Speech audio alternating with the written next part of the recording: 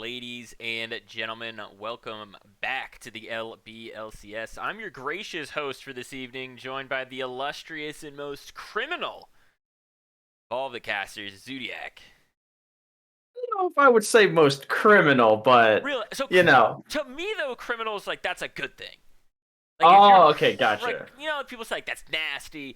People use these words with the inverse connotation all the time. Right. For me, criminal's a very, like, yo, you're criminal, dude. Very good You thing. know what? That's fair. You know what? I have. Don't ask what I did back in 1999. Well, here's a great question for you. Speaking of years that Zodiac may or may not have gotten in trouble, when was the last time you got a speeding ticket? Have you ever gotten a speeding ticket? I've actually never gotten a speeding ticket. Okay. I've definitely sped. I'm not a mega So you square. have broken the law, you just I have haven't broken been the law. caught. So you're a good I criminal. have not. Well, as they say, it's legal until you're caught. Is that, and who has been saying that? Is it the police that have been? I have been saying that. Oh, it's just you. That's a motto to live by, and no one seems to want to live by it. It's just you that's saying that, though, to be clear. It is just me. Okay. That's correct. All right, well, I respect the hell out of that. That's fine with me. I think we can work with that. We got a good game tonight, Zodiac. We undefeated teams. Undefeated teams. Now, I think that doesn't ring true in terms of games, but it does ring true in terms of series. So these teams have not lost a series yet, and they're going to be duking it out for second place, technically, and they're in their group. So this will be very interesting to watch. This will, in fact, be a barn burner. Of course, Hijinx, with some very familiar faces. Of course, everyone is very familiar with Pickle Hater. Mm-hmm. And then in terms of Digi Destined, newer team, a team that I personally don't recognize any of the players on the team. Although I do like their support's name of 3 Days Jace. Brings me back to my early 2010s emo rock phase. It's very good. I also want to bring out King Gordo has got a Teemo icon. Now this is actually, hang on, whoa. I see it too. Do you see it too? I think I see it, but holy shit! If they do what I gotta let Chad in. I gotta let Chad in and see this. They gotta see this, right? Yeah. Look at these icons right here on your screen, ladies and gents. On that right side, right there. Might be leaking some draft strats. If they drop a Yumi mid, I'm losing it. By the way, if they drop a Corky Jungle, I'd love a Corky Jungle. Can I be honest with you? I'd love What's it. up? Dude, I'm here for the Corky Jungle. Yeah. I'm so here for Corky Jungle. Hey, it's economy. We've seen crazier shit in economy and commercial than any other league. This is ripe for innovation. This is a league ripe for creating talent. This is ripe for it, as bans are already gonna start going away. The Ivern taken away. No one wants to see the friendly tree in the game, which is sad because he doesn't like hurt anyone. He just kind of like vibes. You know what I mean? There's a lot of vibing. He does hurt the opponents. There's a little He bit doesn't really hurt the opponent. It's kind of like he like gently suggests his team to hurt the opponents. You know what I mean? Okay, so he suggests the opponents. Yeah, he does. He suggests the opponents. That's a good way to put it. I suggest that you die. Misfortune, actually, it looks like it is the priority pick for the blue side of High Alert Hijinx, and they pick up Misfortune. Very strong team fighter, very big economy pick, but Twisted Fate has been off the chains lately. Oh, and they were quick with it. They were quick on the draw. Yeah, blowing through this draft already, so not giving us much time to think about it. TF is a really prevalent flex pick. Can really go in every single carry lane. Can go top, mid, and AD carry. So not revealing too much there. But there it is, the Maokai. Like I said, I've been watching the film, breaking down the stats. Really grinding all the LBLCS games. And I think teams should probably pick Maokai if it's open. Okay, super strong. Great synergy with that Misfortune. Poppy also going to provide a lot of pressure onto these guys, be able to get and close gaps quickly, make sure that Wukong can't jump on, get that Cyclone on them. Let's see how they round this out. I think Red Side has really strong draft advantages in this moment right here. The pick, the double bans, and then another pick. So get some priority maybe in a lane that you are are nervous to pick. They're actually going to take the Ezreal here. Not a bad pick. Depending on how they play it, you can, when Maokai is Wing onto you, you can just kind of lead the Maokai straight into your turret. But then again, it is Maokai, and he kind of just doesn't care Right. that he's under turret. He's just gonna sit there and face tank it. Yep. Of course, the TF not really showing anything, but neither is the Maokai. Honestly, remember, this is something that Pickle will play in the top lane. Is more than comfortable kind of picking it, but Digi kind of calling it out, taking away some of the top lane picks. And honestly, if they want to send the TF top against Maokai, I can imagine that's a great Maokai matchup. Yeah, I'm looking at this and I'm actually thinking that, Braum could be a really strong pick here for the side of Digi Destined. Could also be a great ban for the side of Hijinx. This Maokai Misfortune could definitely get rooted out. It would give so much appeal to this Ezreal in these late game team fights. And, I like Karma ban too here. Karma's been a really strong pick lately. I despise playing against this champion mid lane. Yeah. It actually just does nothing, and I can't ever kill it. I can't kill this monster mid lane because it presses RW and gets like 400 health back. Instead, they're going to ban that Rakan, though, and so they're going to try to disable this engage, and they're already ready for the Bard. The Bard pick as a known counter into MF, once she starts channeling that ulti, you just kind of throw the Bard ulti on her, so she either has to stop it early, or she's going to be freestanding for any CC. But right now, the only kind of follow-up engage they would have is either a gold card coming from downtown, or the Wukong. Now, Volibear is being hovered. This is another champion that has been recently buffed, is a champion that can go, again, still a flex pick, can go really into top or jungle, but Hijinx are going to have to show their hand, and it is going to be the Ziggs mid lane. I have a couple of things I want to dive in and talk about right away. I see it looks like it might be the Syndra instead. Either way, whichever one gets picked up, this is a massive dive composition, but it's also a composition that can wield and deal with the pressure that Ezreal can bring on. So I'm keeping my eyes on Bard this game. The Volibear trying to turn off towers. Misfortune Maokai with a massive pressure from outside of tower range with some dive and some big AoE teamfight stuff. A lot of pressure around the Drakes. I'm looking at these guys. I'm wondering, is that Wukong top? Is it jungle? How are they supplementing the rest of this team with this last pick?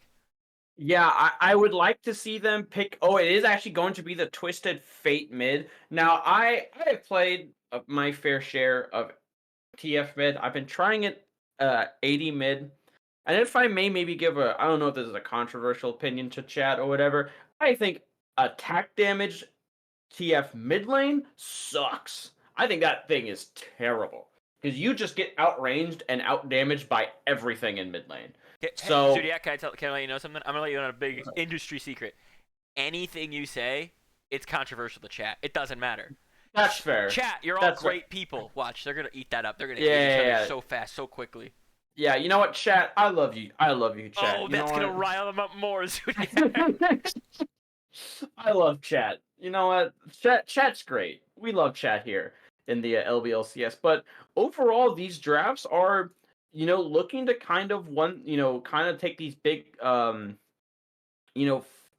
team fights around these neutral objectives. But Digi Destined does have the advantage of having double global. So, the counterpunch from Digi Destined on a Volibear dive is really going to be super impactful. So Hijinx kind of has to watch out whenever they go for these plays, because if they don't immediately blow up the Ezreal or whoever they're looking for in side lanes, or in this case Shen, there's going to be globals being dumped on their face right as soon as they can. No, you're right. The TF, the Shen is pretty gnarly. The rotation. So when I'm looking at these two teams, I'm thinking about how crazy important communication is going to be, because the global roams, like you were talking about, matter a lot. If that early mid game and into the mid game, showing up to objectives first or baiting people in and then surrounding them is going to be massive. But also, if you can pull the trigger at the same time on the side of High Alert Hijinx, as long as you're communicating same time we're pulling these triggers, or we're going to drop the Maokai all. If they get stuck in it, we're dropping the MF. We're going all in with that Volibear R as well. You can also win those fights before those globals show up. So exactly. This is all about communicating. Sorry, I didn't mean to cut you off there. But yeah, it is going to be a big communication difference on Hijinx. But the difference is as we are seeing to see where these champions are going, it is actually going to be the Volibear top lane, Yep. which I actually was about to say is where I prefer the Volibear to go. Me too. Because the Shen into Volibear lane, if you're like conceding a bunch of farm and stuff like this to Volibear, that's not great. Because although Volibear isn't the best scaler, the matchup, I'd imagine, can't be very good for Shen. Volibear has a pretty nice lane up there. Volibear can also push very quickly. Like Shen, you know, stand unites away down to the bot lane or to the mid lane or to a dragon fight. Volibear has that split push pressure and can really take towers quickly. I think it also puts a lot of onus on Poppy to play jungle correctly, and I'm putting correctly in like air quotes. No one can see that, but it's like correctly. Right. Like, if you can drop that ultimate on the Wukong, send out their jungler, you're all in charge of the smite now, you can play super objective focused with your team, which is exactly what Maokai Misfortune want to do. I'm expecting both Wukong and Poppy to have a lot of pressure around those grubs early, though. I think that those grubs will matter a lot. Bear saying I'm not on cast. We got some Let's Fucking Goes in chat. Skyline asking if they could get some zoo facts, so I think that's the most important chat we've gotten. Well, hold on. Let me... Give me a couple minutes. I need to look up some zoo facts. I'll give you a zoo fact. I went to a zoo last year. Oh, really? Technically, a fact about zoos. Really? Yeah. Where'd you go to? I went to the Bronx Zoo. Oh, how was it? You know what? Fucking big, dude. The Bronx Zoo is a big zoo, dude. And you know what? I almost saw every animal there. Oh, nice. I have a quick zoo fact. It's a little bit... I don't know. Say it's a little bit weird. Okay. But did you know the most expensive child entrance fee in the United States for a zoo/aquarium? I guess they're kind of lumping them all together. 40 schmeckles. It is well, if you range $30 plus tax into schmeckles, I guess. Okay. Like, is the schmeckle economy better than the current United States economy? Are you kidding me? It's the best economy on the goddamn earth. Then it's probably 40 schmeckles can probably get you like 400 USD. Hell yeah, it could. So, which honestly, you could get a lot of coriander beer with that. You could really coriander up, especially. Okay, guys, if you got your corianders at home, make sure you pop them for this. This is gonna be a banger. We got a banger game on the way. You know what, you just reminded me. I'm grabbing another coriander beer out of my fridge right now. Great, grab that coriander. I bought a fresh 15 pack yesterday. Ooh. So I'm number pack. Love it. Locked up. Well, it's like my version of because we don't have coriander here in Texas. Yeah. Right. So I'm still a college student, so I went with the Keystone Light. That's that's the coriander of college. Yeah, it's the coriander of college. Listen, I can buy 15 of them for $13. Wow. Yeah, that's pretty dang good. So the guy goes in chat. Every fail flash / Edgel E, I will do a take 2 to tango for Zodiac. Why not start right now? By the way, use code takes 2 to tango on me. I'm here all night. I'm here all night. As am I, and as are these teams, because I'm expecting this one to go deep. I think game one is going to set the tone a lot. I think it's really interesting to see these teams on each side. We've seen Stopwatch play before.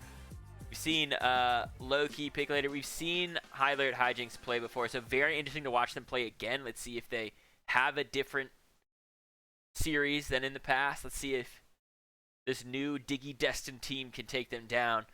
Big Digimon fanatics. Excuse me, I finished a takes 2 to tango request. But no, yeah, I'm very excited to watch this series. Of course, it is my second cast, and I think my only cast was another financial team. So it's always fun to highlight, every league that we have, here in the low budget LCS, and especially highlight a lot of new players. Because, I remember my first time ever getting streamed just on any stream. Yeah. For competitive esports, and I had so much. I remember I watched that VOD like 4 times over. So you know what we have to do? What do we have to do? Listen, people don't always like... Oh, first off, I got to highlight 2 people. 3 Days Jace, who is the support bard right there, did actually follow us 20 minutes ago. It's a shout out to them. I'm also going to highlight QB, who followed us 14 minutes ago. But I think we should really dive in and, listen, We love Pickle Hater. We love Loki and Dot. We love all of Highlight Hijinx, but I'm going to go real hard for Digi Destined then. I'm going to put him on that pedestal and, like, wave him with a fan. New teams are great, man. New teams are great because, you know, it's potential new, you know, long-standing teams and potentially new dynasties and championship runs and storylines. And, you know, and you listen, like, you know, in the sports world, we got the low-budget LCS, then we got college football, and then all of the rest of collegiate sports, and then you got the rest of pro sports, you know. This is the best league in the world, you know. I haven't, so far in my lifetime. We've recently denied Messi's team. Yeah, we actually had to deny Messi's team from commercial, you know. So weird, but Messi always tries to get in. That's something that we don't talk a lot about on air because we were asked not to, but we don't care at this point. Oh, I'm sorry. No, I didn't sign the NDA. My fault. You didn't sign the NDA. Well, you don't know how to write, so that would affect your. That's true. I don't know how to write. You don't know how to write, and FDingus doesn't know how to read, so it's a whole thing. You guys communicating is always wild. This is why we're perfect together on Team Volatility. One of us can't write, one of us can't read. Yeah, so it doesn't even matter. Oh my goodness. Let's see what we've got here for the runes coming out of these guys. Looks pretty standard all around. Phase Rush on Poppy will be good to get in and get out too. I'm not loaded in yet, so sometimes people load in ahead of me. I'm just going to give you that. Yeah, I am loaded in right now. Yeah, you're crazy. You're crazy, Zodiac. I won't spoil anything if you don't want me to, but I am. Pause it at 10 or wherever you are, and I'll. Yeah, I'm at 46 seconds right now. You're crazy. You're crazy, Zodiac. Yeah, I am. Yeah, I'm at 40 seconds. While we have some time, we could talk about the skin choices for the teams because I do believe skins do give teams advantages in games. We do have base skins for the entire top side of I believe Digi Destined, which is fine. I mean, base skin TF and Shen and Wukong are, you know, not bad skins by any metrics, although you do have the Ezreal skin that does 1 billion damage. I'm loaded in, so I know I'm at 24 seconds. I'll let you know when I get close to 40, okay? Perfect. Yeah. But on the side of High Alert, we do have a 1/520 Poppy skin, Star Guardian Syndra, 39, 40, 41, 1, 2, 43, 44. Starting. Heck yeah. So yeah, after that quick countdown, but no, yeah, looking at all the skins, no real skin advantages, I would say. Although Arcade MF kind of gotta dock some points. Not a big fan of that skin. Really, I actually don't dislike it too much, and I'll tell you why. There's some skins in my old advanced age of 28 where I like can't even tell what spell's being cast, but that one I actually have got them all down. Like I can look at that one like, oh, that was cute, that was Miss Fortune's also a little easier, but sometimes that's those big circle AoEs I lose my mind. Right. No, yeah, but like I think my MF skin of choice is the Halloween one, Bewitching. Because when the Q bounces and hits your target, oh my god, it feels like I just one-shot everyone in a team fight. Zodiac, what do you think about a setting that would allow you to turn off skin animations? Not skin sounds, but like just skin animations for other people's skins. I don't know how you would program that, but I can't. Neither do they. Right? Neither do they. So they can't even get Spectator to work all the time. Don't worry. Yeah, about it. Exactly. We can't even get Spectator delay to work. So Spectator to work, you know. Yeah. But I can't imagine we're gonna have too much of an early game going on here. In this game again, it will. I don't know if this is gonna be the AP twist. I guess it is gonna be the AP because he has Comet, which is fine.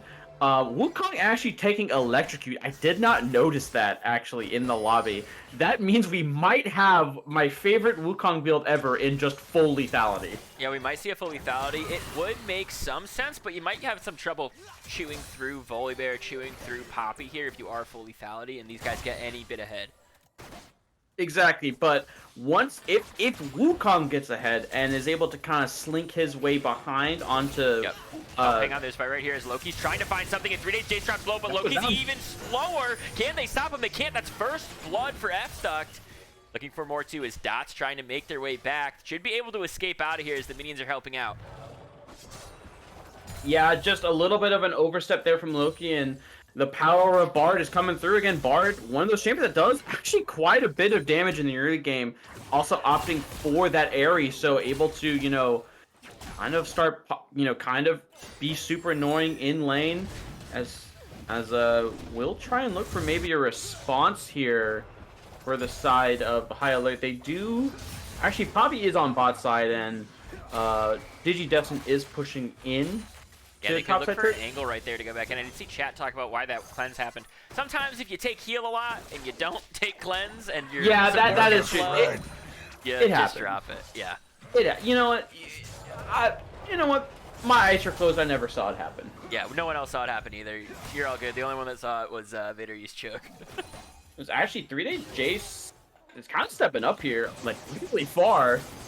Yeah, doesn't have flash available either. Is got W rooted and should be taken down. That's a kill for Dom. They're looking for the next one, but they can't find it. Good buffer. Yeah, good jump away, but now a lot of damage onto Syndra. Flash under the tower. Almost, but not quite as Syndra gets away with just a hair. Chin, chin, chin. Just didn't have the Q up as more trading in the tank lane, but yeah. 3 days Jace stepping a little bit too far up, wanted to just, keep slapping the misfortune with the meeps, but Maokai W is a thing, and you can't exactly do much to dodge it, as I have another takes 2 to tango. As he's taking a sip, a Pickle crashing another wave up into the top lane. Trying to just bother King Gordo. Great name, by the way. That is a great name. I just like Gordo. I like saying Gordo. The fun Gordo. Yeah, there are some very fun words that people can have their names to. Gordo's a fun. Gordo's good. As a caster, big ups to Gord. Big ups to Gord. Of course, Gordo. The mid laner's name of Xiao Gu, I also really do like. Yeah, hard not to like Xiao Gu. Yeah, Xiao. That sounds like. You know what? It sounds like a player in the Chinese LPL league, but he plays for like Thunder Talk, and like you've never heard of him before. That's what Xiao Gu sounds like. Xiao Gu just sounds like a cool version of Gu, just like a updated version of Gu. Yeah. It's Gu Patch 2. Gu Patch 2. Nice. I like Gu Patch 2. I'm in. I also think that would be a good name. Gu. Wait, actually, I am looking for alt account names because I want to get an alt account. Yeah. I might change it to Gu Patch 2. Gu Patch 2 is good. People would I can't even be upset if he kills me. That's just fun to say. I know. Chat saying that the name Xiao Gu means sleepy dog. Oh. The hound of the mid lane, the pup of the center. That's a good thing. The hound of the mid lane. I like that. Yeah, you like the hound of it? Oh my god. Anyways, interesting to note here, Shen does have I believe that item is called, the Tunneler, which is something I normally see on Shen, but that might mean he might be looking for the Sundered Sky first item, which would be crazy on Shen. Yeah, sounds like a hero move. Sounds like this guy's a hero. Jacko's looking for something in mid lane right now. They're going to get the Hound of the mid lane, but no Cyclone to knock him up. Here comes Poppy in return. Down in the bot lane, there's another fight as well, as Ezreal's trying to find some damage onto them. They're going to back up, and so is mid. Nobody's going to go down here, but Dragon was taken by the side of TDD. Yeah, and good attempt on the punish there for Digi Destined. Jacko's, I think, yes. Jankos and Jackos, because there's no end. But the TF able to land, able to ghost in, get the stun card. Again, ghost is not something that you're too worried about blowing, but just a little bit more damage, and that Syndra would have fallen. Again, no flash, so there is the chance of a regank here. Syndra does have to be a little bit careful. And a lot of damage onto him. Does have that blue card up. Yeah, and Syndra just kind of at that point now. Again, the unleashed power is available, so TF is just gonna opt to back. Does have the Destiny to potentially just TP back to lane, maybe not lose too many minions, or potentially look at this top skin. Volibear is really far pushed up. Wukong is in the air. Destiny's gonna go down, and she's just going back to lane. One grub picked up by the jungler here as people start to scatter, but they don't pick them all up. Ooh, my goodness. True Shot Barrage almost taking out Loki here down in the bot lane. Not quite enough to take him out. Loki just trying to soak XP, but nearly paid the price for it taking a big chunk, and she is gonna recall there. Nice, a dodge right there out of the ultimate. Can they finish off down? One more auto would do it, but the tower's helping out now too. 3 days chase finds his way here to heal up this Ezreal. Are they gonna look for a dive? I think they could here. Back to the mid lane. Jacko's gonna be able to grab a play. It's 125 gold into his pocket. there's a dive. There's a potential dive bot lane, but guys, TF's taking that turret. Just in case you weren't aware, TF's taking that turret. Also important to note, the cleanse was also used on the Misfortune, so you know that ability not going to be available, especially now that Bard does have the flash. The potential for flash Q stun is there, and you know, Dot just wanted to clear that wave, potentially catch Ezreal in the bullet time, but Ezreal is such a mobile champion that Dot just dodges right around it and nearly cost Dot his life. And a small gold lead here being generated for TDD as they're able to take some tower plates, put it onto these carries here, get some gold into their pockets. We'll see if he's had to keep playing for anything. Jacko's really pushing in this midway, but does not have a CS advantage. Yeah, and right now, if you're high alert, where you need to look the most is top lane. Again, it's a Shen, so he's a really safe kind of champion, but that's where you have your Volibear, your early game tower dive ability. So you need to be able to use that ability to get some advantages. Kirito is looking for it. So sneaky. That I don't play jungle, but I would be like, all right, I guess he's here. What a little punk. I would have said something like that in my chat, I think. I know Evan would have Ev Dingus would have unmuted and said something and then instantly remuted. Yeah. As again, just kind of a big lull in activity right now. Again, there's fights happening, but no real consequence right now. I think that's something we'll see out of these top teams here in Economy Group A, right? These two teams have not lost a series yet. They're playing with specific ideas in mind, and Jackos does drop that Ghost right here. Only finds the red card. Under the Hound of the mid lane, though, is Kirito. Could be in some trouble as multiple people are coming. They start the wrong one. They are going to get the gold card.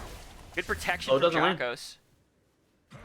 Yeah, slow doesn't land there, and Volibear did roam down, potentially trying to look for something. Nice stun back. The Hound of the mid lane showing off those mechanics. Gets a great timed E. Kirito's looking for it. A lot of damage coming out, but he is able to return it, and the Sleepy Dog picks up his first kill of the game. Yeah, Kirito thought he had a flash out. Doesn't matter, though, because Jace is right there. Actually pushed him out of tower range with that stun. Bard picks up a kill. Yeah, just play safe mid lane, as they say, as I'm getting tower dove at my turret and then in between my turrets. But great job from Zhao Gu to, space out Kirito, not able to, let that Cyclone land. And even when it did, just not enough damage on the side as Dust is looking. Yeah, and during this, we've seen Picklehater really start to push up in the top lane. Still not ahead in CS, but just the dominance in the fighting. King Gordo has to be so careful if he's not underneath tower here. Yeah, and if King Gordo doesn't kind of catch these waves, it's going to be like 2 plates going down for Pickle. So basically the same amount as a kill, but he is still looking for that Shen. Until again, the threat of Shen being anywhere on a side lane right now, I feel like is kind of paralyzing high alert in some of these scenarios where I feel like they can be more aggressive, but the threat of Shen just showing up there and turning the tides right now is kind of really playing in Digi's favor. Yeah, Dot might be in a little bit of trouble right here. They're looking to go and just pepper some damage onto him. Yeah, just peppering in the red zone. Jackos is behind him. No flash, remember. We'll come look over the wall, maybe. Yeah, he's looking for it right now. Gonna find some damage onto him as Zhao Gu gets a little bit lower, and here comes the ultimate, but not gonna be taken. Yeah, did just, maybe potentially looking to go behind the Hound of mid lane, but Poppy is able to escort them out. But this will lead to the second dragon for Digi, and right now, some really clean, neutral, objective control. Again, High Alert has the lead in Grubs, but Grubs only matter if you're hitting turrets, right? If you're not hitting turrets in the early game and getting those plates, their value decreases, and right now the only person really hitting plates is the Volibear, right? But he's only gotten one, right? So it's not even that impactful that they're getting. And actually, the ball trying to lands. find some damage on the dot. The Cyclone does come out, and Misfortune is a massive amount of trouble. They're underneath the tower, though, in great CC. They should be able to pick up one. That's a Maokai kill. Can they look for another stopwatch? Just trying to block. Down to 1 life left. Almost totally gone, but a 1-for-1. He's looking for that true shot barrage. He's dipping out of vision. It flies across the minimap. Loki is able to survive, but a great dive there from the side of Digi, punishing the Misfortune. You know, just because they take Dragon and they don't immediately shoot doesn't mean that they're not there in bot lane. You do have to be safe. As King Gordo and Pickle are just, telling each other that, yes, we still exist. Slapping away. I do think that something we might start to see come into effect very soon is Pickle. If Pickle shoves a big wave, you should see Loki, you should see Dot try to engage bot lane, you should see Xiaogu try to find something on Jackos, because if you can pull away that stand united and you can give Pickle a free wave, especially a cannon wave onto that tower, we'll be able to take so much. On lands, but should be nothing here. Pickle does. Actually, Gordo does dodge on the lightning.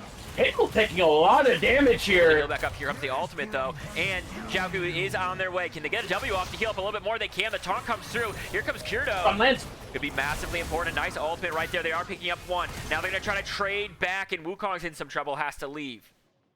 A great roam there from Xiaogu. Was able to find a time where, hey, TF is in lane. We know he doesn't have ulti. I can run up there, secures his second kill of the game, and again, Gordo thought it was a 1v1, but Kirito is still here. Could be a lot of damage onto him, and it is. Those chain lightnings hitting. Pickle also got nervous, wasn't sure they could win it, but they might have been able to. Now Stopwatch coming to the mid lane, looking for somebody. Are they going to find Jackos, or are they going to be in way too much trouble? Look at the damage coming out. Has to drop the ultimate. Is he going to find it? Now the ghost popped out of Jackos. Underneath the tower to safety, though, and no one's going to go down. Yeah, unfortunate double red card in that scenario, but you will absolutely take it. Stopwatch having to blow the flash and having to blow the ulti there. And again, back in that top side, the biggest thing I can say about Volibear is if you're fighting in 1v1 and you're under leveled, good luck. That champion has so much sustain built into his kit. He does an incredible amount of deceptive damage, not only with the second W, but also if that lightning hits you. It is crazy amounts of sustain. So I like the idea that Kirito had, but it is Volibear. Yeah, Volibear has a great trading ability, shields, healing, extra damage on the targets nearby. Great Ace Jace finding another nice Q down here in the bot lane. I will say, all lanes really CSing pretty evenly given the time period in the game. Yeah, all lanes actually CSing pretty well. Again, TF is... I'm not going to attempt to do math on stream, but I know that's at least probably above 7 CS a minute. Yeah, it is above 7 CS a minute. Jungler farm is... I believe it is. I think it is. Like, I'm not going to attempt to do math on stream. Listen, I'm getting a degree in something that's not math, and there's a reason why I'm not doing... I'm getting that degree. It's because I don't like doing math. Imagine Zodiac's guidance counselor. Hey, what do you want to get a degree in? Anything but math. Anything but math. If it involves math, I don't want it. But no, look, seeing these kind of first items start to come out here, we do have the Syndra with the Seraph's Embraces. Actually, Gordo is kind of wants to take this fight against Pickle. Able to trade really effectively right there. Good jump in by King Gordo. Yeah, Shen is one of those annoying champions too, where once you start building damage on, like if you build a first damage on him, he actually does a ton of damage. Because I believe, and a top laner or a Shen player, please correct me here, but Shen's Q, I believe, does max health damage every time you auto with your Q up. Well, I think it's like 3 times. I don't know. I don't play Shen. You're gonna miss. Yeah, but here comes an ultimate right now as well. TF is here. They're gonna find the stun. They are a little bit late. Not able to find it, and TF did have flash there, but didn't want to commit it, just trying to play it safe, not trying to do anything too greedy. Could be in a big trouble. Here comes True Shot Barrage. Actually going to take the Bard out, go right over the wall. Good use of the E there from Bard, but 4 people leaning towards this bottom lane. Shen pushing freely up in the top. Going to see a fight around this dragon spawning right now. Flashing away. They find a greedy Jace. Oh, this is tense right here. King Gordo pushing in, still has that Stand United available, still has teleport available, might be able to take tower as well. Oh, Kirito sees him. Kirito lurking in the shadows, we've seen them lurk before. And meanwhile, they're just picking up a turret mid lane, so even if they lose this dragon, it's still a totally fine play, but they're gonna lock down Kirito here. Yeah, Jacko's taking a lot of damage. Here comes the teleport from Pickle Hater. A nice ultimate right there from Stopwatch is gonna knock them away as well. Jacko's, here's a huge Stand United, gonna save the life of TF right now. Are they gonna find the taunt on anybody? They actually get knocked back. TF dropping super low, but the rest of the team is converged around here. Yeah, the first Stand United of the game is a big one because even though it didn't lead to any kills, TF can still ghost down here, can potentially join the team, and you know Xiaogu without the unleashed power, Poppy without the ulti, and oh my the goodness, big team ulti still bait available. of all time, but it might be too much trouble for themselves. They're gonna use a W now. Are they gonna find a Cyclone? They're gonna knock up two. Nice flash away, gonna keep them alive. As Mark found the reverse stun onto them. Might be able to find some more damage. His Duck is maybe in a little bit too deep. Is gonna flash, but not to safety. Gonna flash to their death. As now TF has gone over the wall, but they are a little too discombobulated. A massive ultimate from 3 Days. Jace is gonna lock up all of them. They're able to trade one back. It's a 1 for 2 so far. Here comes King Gordo trying to get mixed up into this fight. Now Dot running for the hills, kind of out of mana. Pickle Hater trying to chase them down here. Gyrudo and 3 Days Jace. Maybe the last one's alive. I'm just kidding. King Gordo almost took them all down by himself. I should never speak ill of the dead. Gordo nearly turned that fight around, and Kirito had a decent angle, was able to, potentially bait him, but remember, he's lethality Wukong. If you get on top of him and he doesn't one-shot you, he is squishy as all hell. And so, he wasn't able to blow up any of the backline of them. And from then on, Digi just kind of walked at them one by one. Hey, Zodiac. And against... What's up? No one took the dragon. That is true. We're gonna have another fight around it. Let me take a sip of my water while you break down what just happened again, and so I can get ready Of for this course, next one. no problem. And after the Wukong gets out, there's a stopwatch is relatively low, and Pickle's decently chunked, and so F-Duck thought he had a moment where he could leap in and get a big, get these big team fight kills, but just not able to do it. The Ezreal is relatively strong, but not strong enough. Meanwhile, Jacko's could be in some Oh, you're trouble, back. but Okay, here I don't comes have to the do play by rest of the play. ultimate. Everything is going down. Massive true shot run is going to find Dot, so it's a 1 for 1 right now as Jacko's going to continue to walk out. Misfortune for Wukong, but that means no jungler for the side of the Digi Destined. They're looking for a lot of damage onto him. Maybe they're over the wall. Maybe they're a little bit too deep. A massive ultimate's going to protect him for a little bit, but not for long enough. As two have now gone down. Shen's still splitting up in the top lane, though. That tower is now gone, and these guys still are not starting the dragon. They aren't starting the dragon, but Stopwatch is still looking for this. Oh, he's gonna be gone. 3 days, Jace. We'll see you in 3 days, bud. We will see him in 3 days, and F-Dug just losing his mind on that play. I like the aggressiveness. I cannot lie, but it's not over. What's crazy is I think that how long it took them all to die actually lets Shen take so much here. He is going to take this tower right here, and I actually don't think Dot can walk up. I don't think it's safe to flash taunt so much damage onto Dot. Trying to use the Yomos to get out of here. One more auto attack could do it. King Gordo kind of wants it, but he knows he can't go in. Yeah, Flash was still available from Dot, but it looked so good for a second there from Digi Destined. They, obviously your mid laner was low, but Ezreal was able to free hit the backline, but he saw it. I understand. He has blood in his eyes. As Kirito is looking for the dive, but Troop Shot does miss. Yeah, and we're back in neutral. Don't let the scoreline fool you, right? Look at the gold. It's 11 to 5, but they are up. They took so many towers. It's 3 towers to 0 right now. It's 2 dragons to 1. So what that they lost that last one? They're going to get a 4th tower down here in the bot lane right now. Ezreal and Wukong going to pick up that for their team. Yeah, despite the kill lead, the only people who actually have a gold lead for the side of High Alert is Xiaogu with the Syndra. He's around 400 gold up on the TF and the supports, which is so marginal, it doesn't really matter, but everywhere else is a near 700 to 1,000 gold lead, so Digi Destined, although they're down in kills, they have to feel happy about where they are in terms of gold. Yeah, and they have to start getting this Bully Bear to side lanes when that teleport is available for him. I think that it's so important that he is creating chaos around the map because it's going to force King Gordo to reply. Try and make a play on a character that has a global. Make a play onto Jackos. Make a play onto Gordo and try to pull these guys all over the map. I would like to see them pick on Jackos here in these side lanes because it's Shen, right? Shen does have so much kind of damage mitigation that it will take a longer time to kill him as Loki does get stunned up. A lot of damage onto them, but they're not going to full commit. They don't have vision back here. Don't have vision. The TP was actually used from Pickle Hater. Thought there might have been a fight. So that is a huge advantage for the side of Digi. Now you have not only the TP available for Shen, but you also have the global available for Shen. To where if he uses the Stand United, there's no way for Pickle to respond. This would be really interesting because Shen, King Gordo now has an amazing track to make sure his team gets the next 2 dragons. And it's by staying top lane and holding that Stand United until the team actually needs it. And if they don't ever need it, just keep splitting. Pull Volibear there. Pull Xiaogu. Whoever has the teleport up is going to try to match him. But it won't matter because if they're ahead in the fight, they can always be 5 with Stand United. Exactly. And Locan Live actually brings up a great point. Poppy doesn't have boots.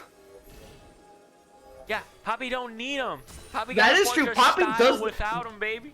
To be fair, we are on Cloud Soul Rift, and I imagine the Poppy has... I can check it right now. I believe Poppy has Water Walking.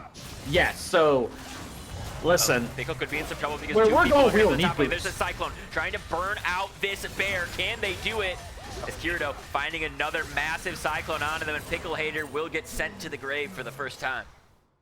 Yeah, and that's, if you wanted to punish someone without a TP, the other way to do it is just kill them. Right? Because now you have to send either your Syndra or MF to deal with the Shen, and at that point you just walk into the enemy's bot side jungle, start setting down vision, start setting up control over that area, because again, right now there isn't someone who can answer the Shen. I mean, the Volibear, look at the Volibear's, when you look at the Volibear's build, yes, it does have a decent amount of MR, yes, it is, decent survivability, but that means that this lethality Wukong too. Trades him. This lethality Wukong's gonna just tear through him. He's gonna be super, super impactful in these fights. And they've got such great split. They're actually increasing this gold lead by a lot. All of this side lane pressure. And great work from 3 Days Jace too. Just moving up their ward lines constantly so they know where these guys are. Yeah, Vision right now is the best friend, as Gordo actually might be caught out here. Loki does get tossed up. Gonna go back. Stopwatch getting hit in the back end too, as Gordo is gonna get some friends that arrive. Here comes 3 Days Jace as well. They're not gonna find anybody, but a massive ultimate from... Oh, he's gonna knock him out of the bullet time. It's not going to hit everybody the way that it wanted to. A little bit of miscommunication as Gordo goes down the first. Jackos might be the next one. Can he find a little bit more damage? Gets stunned back and knocked back. Pickle Hater gonna chop on him as well. Nice stun from Jackos, but he's not gonna find a kill there. Massive true chop barrage isn't gonna hit either. Here comes the Cyclone from Kirito. Gonna find one, but this is going all the way of high alert right now as 3 Day Jace running for the hills. Pickle Hater's gonna follow him up the way, and so is the rest of the team, but it's right into the trap eventually. He's gonna get stunned up though. He's gonna get taken down with a chain of CC. Stopwatch picks up that kill, and high alert are back in control. Yeah, not able to find it, although the Shen is, relatively tanky, does have a lot of health, doesn't have a damage, doesn't have a lot of MR right now, and the most fed member on the side of High Alert is the Syndra. She's nearing that death cap. She is at stack check. Oh yeah, she's max stacks, by the way. So if she gets her ulti off on you and you don't have a MR to tank it, you are just beyond dead. Yeah. Second Drake. They're going to tie up Drakes here. They were not able to tie up gold, but it is a lot closer than before that fight started. It'll be really impactful there. We've seen a little bit better macro out of the side of Digi Destined, and a little bit better team fight ability, that micro, out of the side of High Alert Hijinx. Yeah, and the biggest thing about the Shen is a lot less dangerous when you don't know who he's ulting on and you don't know when his ult is coming down. If it's just Shen sitting there, remember, he doesn't have an ultimate ability, like a big team fight ultimate ability. He has something that kind of protects people. But if he's the target, he can't ult himself, right? That would be a little bit broken. Imagine if he could, though. Well, maybe not. That's what all the Shen mean for a long time. Big true shot barrage. A nice play by Bart 2. They're going to find one. That was such a clean play from the Digi Destined. Jace knocking down that tower so they could really dive and find that MF. I just want to say, I love Kirito for this. He does the thing that I love doing in Wukong, where you just want to fakely, you just press S and you just sit there. Yes. Like, oh, yeah, he cloned. S best ability. Oh my goodness. I'm just kidding. Good Syndra Lord. running the show. Ignore everything we've said for the last 3 years. This is Syndra's show. We're just living in it. This is Syndra's. Xiaogu is so incredibly fed at this point. 8-1-6, has the full death cap, and again, looking at the builds right now of Digi Descent, there is a no magic mantle, 3 merc treads, and that's it. That's all the MR there is right now. Yes, Shen could be in trouble right now. Is going to get stunned up and ulted on, but he's Look looking at for Flash. Xiaogu. Can't find it, though, as Poppy's going to protect with that W. And look at this CC chain. They're going to keep him up with the flash forward. Might be enough. One more auto attack. Xiaogu is going to live. Oh, that's so unlucky from Gordo. He really wanted to get that big shutdown on the Syndra. And Syndra's backing with another 1,700 gold, so will be a huge amount of either magic pen or just straight up more AP. We'll opt for the Seekers. We'll just look for more survivability. Yeah. And yeah, right now, if you're Digi Destined, your main question is, how do we kill Syndra? Yeah, Ultimate's coming out. Looks like they're going to try to re-engage here fully. Syndra does have teleport, could regain this fight. I do agree with Syndra going that Seekers, right? If there's one thing that's really scaring you, it's probably that True Shot Barrage and the Cyclone coming in at the same time. A burst amount of damage that you can't protect yourself from, so just having a little bit of armor, buying yourself a little bit of time to get 1 or 2 spells off could be the difference in these fights. Yeah, it's all about getting that ult off and killing a priority target, or at least just killing someone to swing the fight in your favor. But at this point, I don't even know if Syndra needs to R. A QEW just blows people up this game. Yeah, Loki, she finds one right here in the jungle right there, but so does Xiaogu. They're going to Xiaogu it themselves. And bullet time coming out, doing a lot of damage onto Kirito. And Gordo also dropping low, but no one's going to find anybody in response, just barred out of this fight. Meanwhile, this entire time, TF says, don't worry, guys. I'm just grabbing the bot lane as a quick pause, as the stopwatch did have the DC. Yeah, they did have a DC. And even then, despite, excuse me, how fed Syndra is, honestly, right now, how much kills Pickle has picked up, how much gold, Hyler has been able to influx into their system, there's still a small goal lead for the side of Digi Destined. This is a very interesting game because it has been back and forth. The kills have always been on one side, but like the tempo, the rhythm of the game have been back and forth. The goal is still even right now. It's 20-8. The team with 8 kills is actually in the lead for gold. Their macro has been really, really strong this game. TF pushing that bot lane like we're talking about. And despite that, they're ahead. And you know what? Not a lot of it has to do with CS. Yes, Wukong been dominant in the CS department in terms of the jungle area. But if you look at everything else, mid, super even. Bot lane, super even. Top lane, there's that small disparage, but that's only because Shen had that side split for so much, which caused those towers to fall, which caused that gold lead for the side of Digi Destined. So this is a really interesting game to watch because it's 2 teams really trying to do 2 different things. Yeah, it is. And right now, if you're Digi Destined, you're going to look to keep trying to, kind of dominate. Excuse me, as I'm standing up, so I'm going to try and shout to be louder. But you're trying to keep dominating these silence against Syndra is a great team fighter, great at individually one-shotting people, but if you get her on long silence and get her without her sums, she is so much easier to kill. As there he goes. Stopwatch, so they should be able to pick up TF as well. That ghost isn't going to do much. Xiaogu picks up their 10th kill of the match. Yeah, Xiaogu having an absolute pop-off match this game, 10-1-7.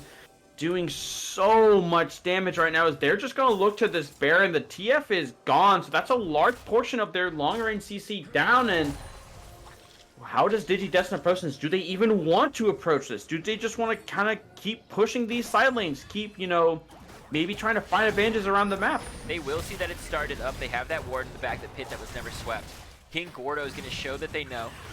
Not going to get stunned, though. A lot of pressure from him here. Just his presence pulls damage off. It allows time for his team to move up from the river, and they are here. True Shot Barrage going to connect onto a couple, but the Bardal is not. They pulled them off the Baron. Do they need to do more? Oh, Kirito's behind him. Look at where Kirito is right now. He's snuck in behind them. They might be sniffing him out right now. Does need to try and leave Loki.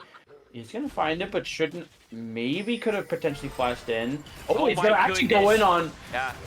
Loki, she's totally isolated right now, taking a lot of damage, but the rest of the team is in another fight. This is clearly the more important fight, says Directed Cam, though they pick up one. Back to the rest of them, as TF has now dropped their ultimate. Choose to come in, just trying to make sure they keep vision on him. Looking for the taunt. It's able to find one right there. They're trying to find the follow-up damage, but look at the damage onto Gordo as bullet time rips through him. Stopwatch. One more tick should be able to kill him, and it does. Oh, now they're looking for Pickle Hater. On the back line, the Cyclone from Kirito. Look at all of the damage. Xiaogu dropping super low. There's the 1,000 gold shutdown, and have Digi Destined done it.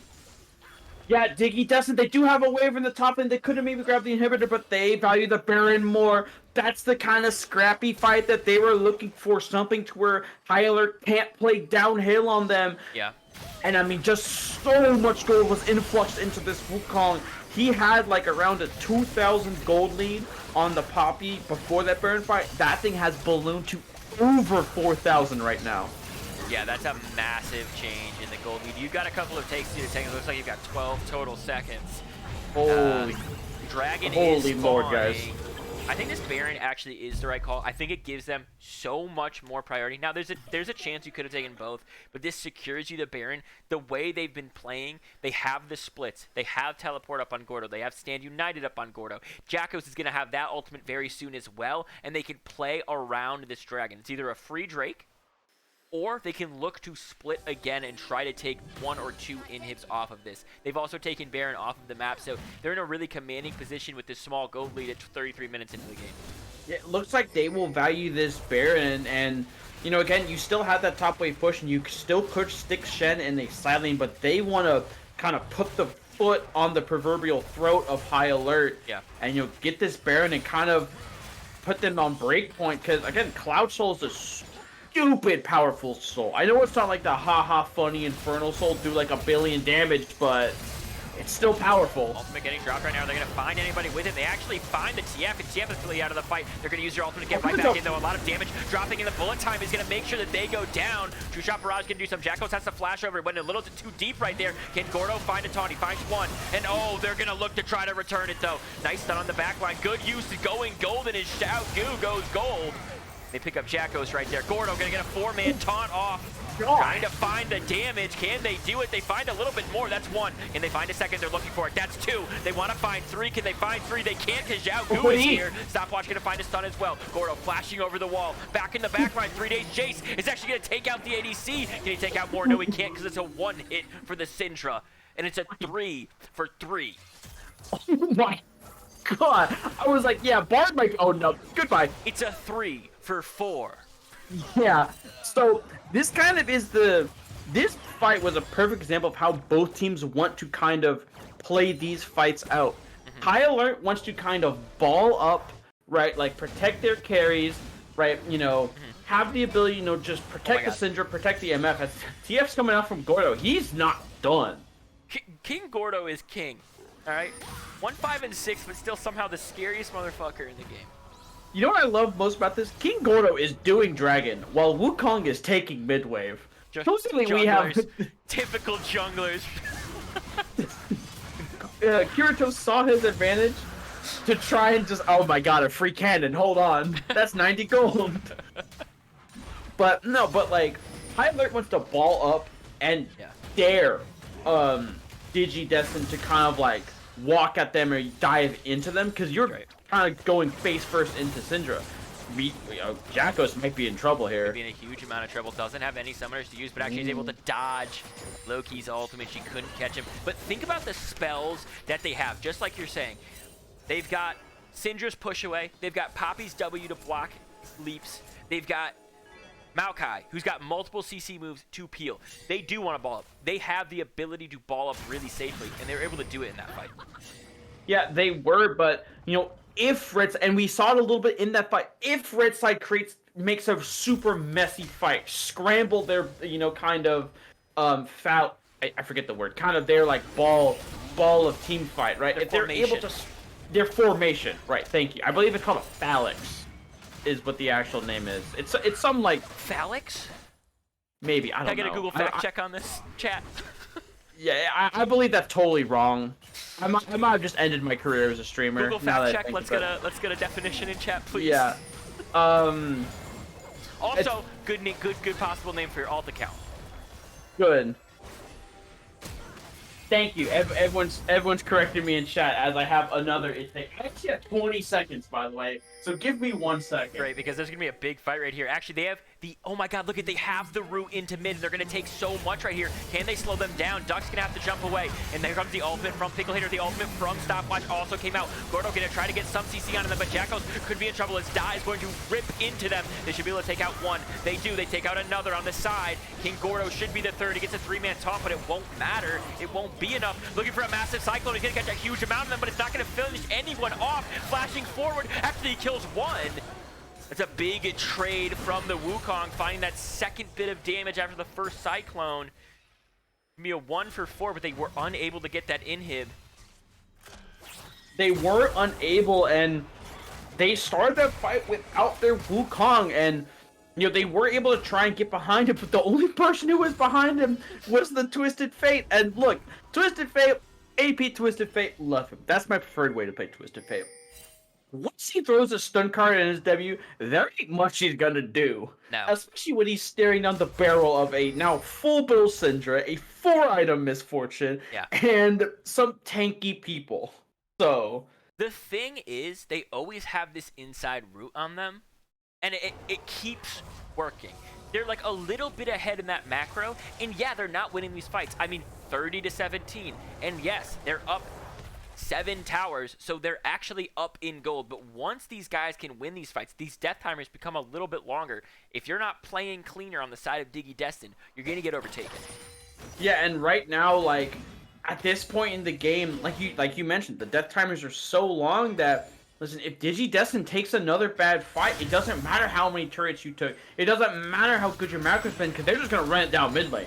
Yeah, and here comes Loki looking for something as well. Not gonna be able to find it with that ultimate 3 days chase, trying to escape, and here comes Jackos going back in. True Shot Barrage gonna find Xiao Gu. Oh, this is tense. And the biggest thing right now is, stun actually lands, but the Bart, there's no follow-up right now. But if you're Digi Destined, a big thing that you can opt in for right now is just have TF just be the biggest poke bot he can possibly be. Remember, the biggest thing about TFQ is when it passes through enemies, it doesn't lose any damage, right? So you're getting max damage on everything, as Loki potentially was looking at Yakos. He's got to be careful here. Oh my goodness, Loki, it does get very, very low. Down in the bot lane too, Shen creating this pressure, forcing Syndra to come deal. Syndra is the one that has teleport available. Yeah, but if you're Digi, you need to use this to try and like get advantage around neutrals. But he's looking on the Syndra. Yeah, look at the damage coming out onto Xiao Gu right now. Actually gonna drop super low, and King Gordo just doesn't care about getting hurt back. There's actually more movement forward from them. True-Shot Barrage gonna come in. It's not going to connect. Goes golden right there, but here comes Wukong over the wall. He's gonna find enough damage because Jackos came with the ultimate. Now bullet time. Gonna find one. Look at the 3-man knockup. They're gonna find 2. King Gordo running for the hills, but all in goes Jackos. Can they find the damage onto Dot? The Stand United is going to keep him alive for one more auto attack, but it's not going to be enough. Now he's going to taunt through them all. Can he find Stopwatch? At least he cannot. A good flash away from the Poppy. King Gordo still alive. The mammoth of top lane, the king of economy group A, King Gordo is going to walk away freely.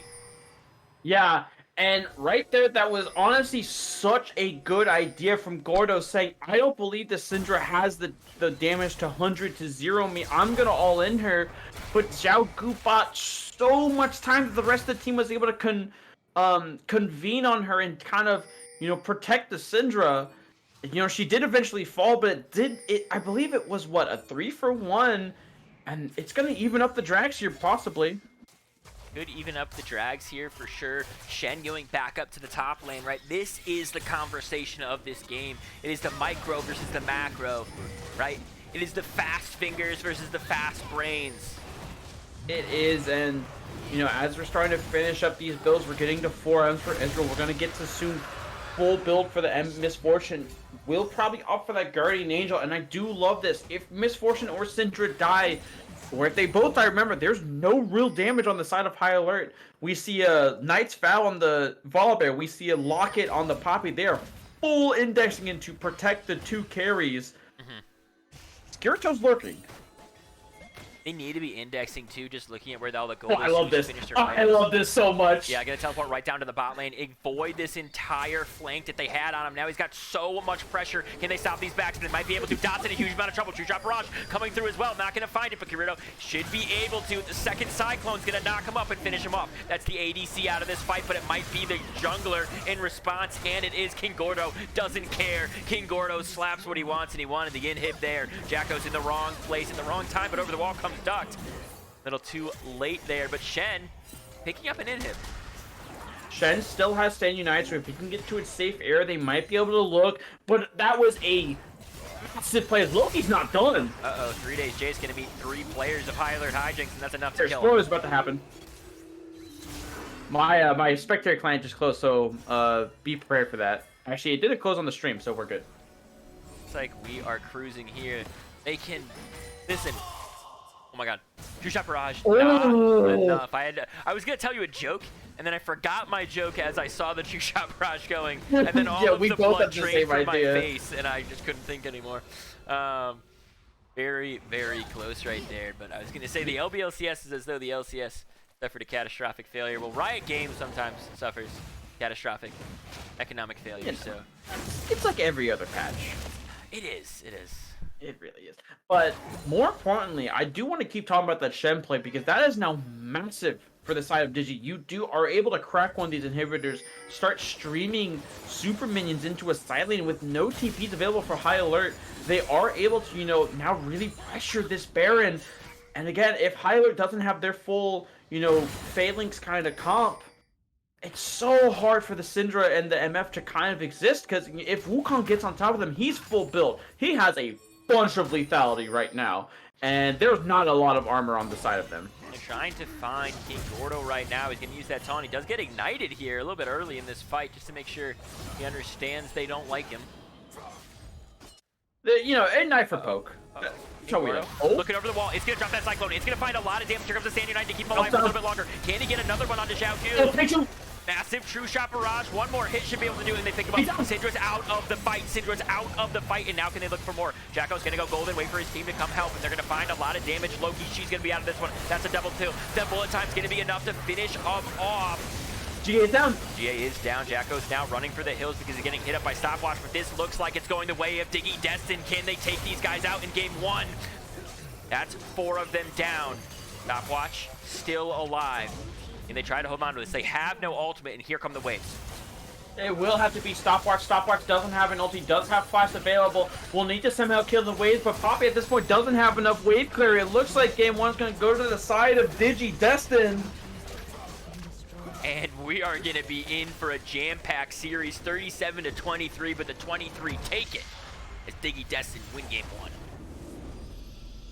Yeah, Digi Destined really showed some excellent macro this game. And again, think about this. There was a 17 kill Syndra, a near 10 kill Misfortune. You had 3 mega tanks who were all indexing into protecting the 2 carries. And then Digi Destined just said, don't care, we have lethality, Wukong, we're gonna one-shot your backline anyways. I gotta. So we've proposed Hork up in the past for High Alert. That's been a thing for a while now. People Hork up if they're going High Alert. Hashtag Hork up. I think I've got 2 pitches for you for Digi Destined. Are you ready for Digi Destined's pitches? I'm ready. First one is you dig. Hashtag you dig. Right. Okay. I think that's pretty good. I also think that. Hashtag dig it. I think I love hashtag you dig way more. Hashtag you dig. I love you dig. I think we're gonna go Hork up or you dig in the next Schmeckle betting. Speaking of which, I'm gonna give you guys those Schmeckles right now, and we are gonna be looking towards game 2 in just a minute. You dig coming out in chat. The you digs are coming down in chat. I love it. But no, talking about this game and maybe where High Alert can kind of, maybe adapt their draft for next game. If you're gonna see the multi-globals kind of come out, you need to select something that either is solo lane dominant, and especially in top lane, or maybe pick a jungler that is conducive to diving those kind of top laners because you know Poppy Poppy can dive top lane, especially when you have a Volibear, but we didn't really see that happen. Poppy was kind of floating bot side, covering the bot lane, but you have the Volibear. Volibear is the best champion in my opinion at diving post 6, right? He literally turns off turrets. You know what Yeah, I mean? it is super, super strong. I think one thing, I agree with you. I think you need to play to your strengths, but you also need to take away the strengths of your opponent. And what Oh, we for saw in the sure. last game was the side of Digi Destined have really strong understanding of how to play the game as a team. We didn't see them have the understanding of how to fight as a team as much, but to play the game of League of Legends, where the objective is to take towers, destroy the enemy base, and destroy the Nexus. We saw them do that in the last game, and we saw them do it with great success. So I'm thinking this Shen could be a problem. This TF could be a problem. What isn't going to be a problem, I think, for these guys, I think Zhao Gu, highlight this dude. Give him somebody who runs the fucking Yes. show. Listen. I right now, in my opinion, right now mages are in this very weird spot where if you can't build seraphs and you can't just spam abilities in team fights, Mm-hmm. you kind of like aren't that good, right? And like a 17 kill Syndra, like in most cases, should just completely roll this game. But as we saw, once Syndra kind of used all of her abilities, did as much as she could, she kind of really isn't left with anything. She has to wait for these big long cooldowns, especially her E, which is her biggest team fight ability. Yeah. So maybe looking for something that's more has much more consistent damage. I know right now Talia is super popular, Mm-hmm. Azir is super popular, but if you can't get that, you kind of might have to force him on something AD mid lane, which I've seen a lot of people have a lot more consistency and consistent damage with. I am a big proponent, and I'm wondering if a team is going to pick it this game Mm-hmm. in Smolder. That Smolder champion is is crazy. crazy. Yeah.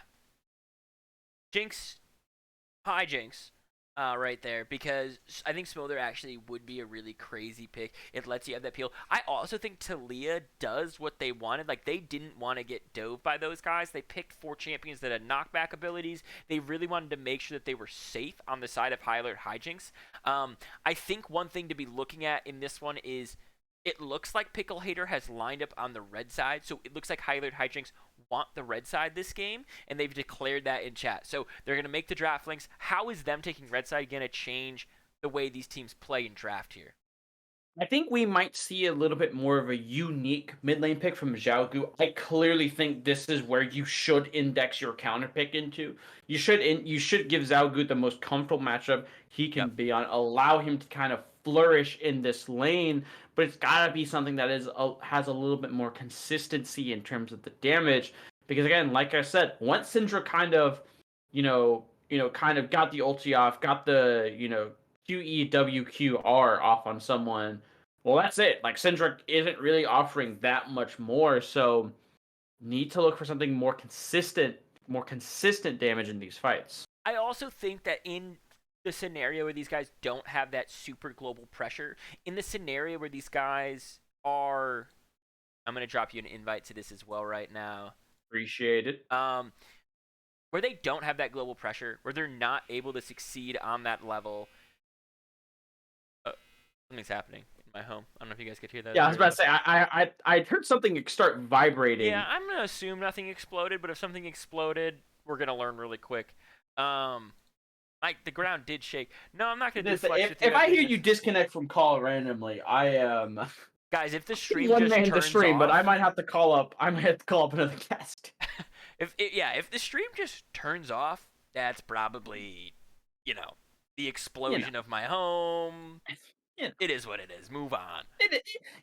As we say, it is what it is. It is what it is. And okay, so what we're welcome to LBLCS, where we get off topic very quickly when there's noises. We're like little dogs looking at squirrels out the window. I think a lot of things. The thing I think the most is if you take away their ability to have those global pressures, you will enhance your ability to win this game because you'll force them to fight around. And we saw them win every fight last game, basically. Exactly. Except for the last one. They won almost every fight. we saw them win fights when they were able to play their comp. Yeah. Right? When Digi Destined were able to were kind of scramble the fight, isolate the carries, and one-shot them, Digi Destined was able to pick that off, but High Alert needs to kind of play to their strengths, but be more proactive in these games. I want to see them pressure these silings, pressure these solo laners, build advantages off of their solo laners. Yeah, well, you see the draft started up. I know you don't have the link, so if you follow along. I'm watching it through the stream. Great. Don't worry. I'm just going to talk about it a little bit because the Wukong has been banned and the Nunu has been banned, as well as the Yorick. So Digi Destin knows that the side split pressure exists. The Yorick's out first, right? Not allowed to have the insane pressure that they could have with the side splitting. They're going to take it out of the game. Here, Senna going to be picked up first. Really interesting first pick. Yeah, really interesting. Could have also opted for the Twisted Fate. Senna on blue side is a bit weird because you're kind of giving High Alert the option to kind of pick their bot lane of choice into Senna X, right? The most successful Senna lanes, of course, being Senna TK and Senna Seraphim. Those have been the most prevalent. I am a huge believer in you just slam Senna Swain into every single lane you can play and you just win the lane. Because I don't think that bot lane's beatable unless someone picks Silas support, right? But we'll see the Jinx coming out from Hijinx is a solid hyper carry, is more consistent damage, which is something I have been asking for. Locked in. And the Sona, okay, I don't know what to say about Sona because I have not cast a game with Sona yet, I think, in my casting career. So she does things that I know. She does do things. You can really get a lot of damage down, but you're so squishy. You're so easy for Tahm Kench Senna, if that's what's picked up here, and it is, to harm in this bot lane. Jinx doesn't have that crazy priority in that lane early like you need, but it will be super impactful late game with that ultimate, with their ability to channel and do extra damage here. So I think it will help this Jinx really pop off late. It'll also let them get in and out of situations quickly with that E, but I think Senna Kench have a really dominant bot lane.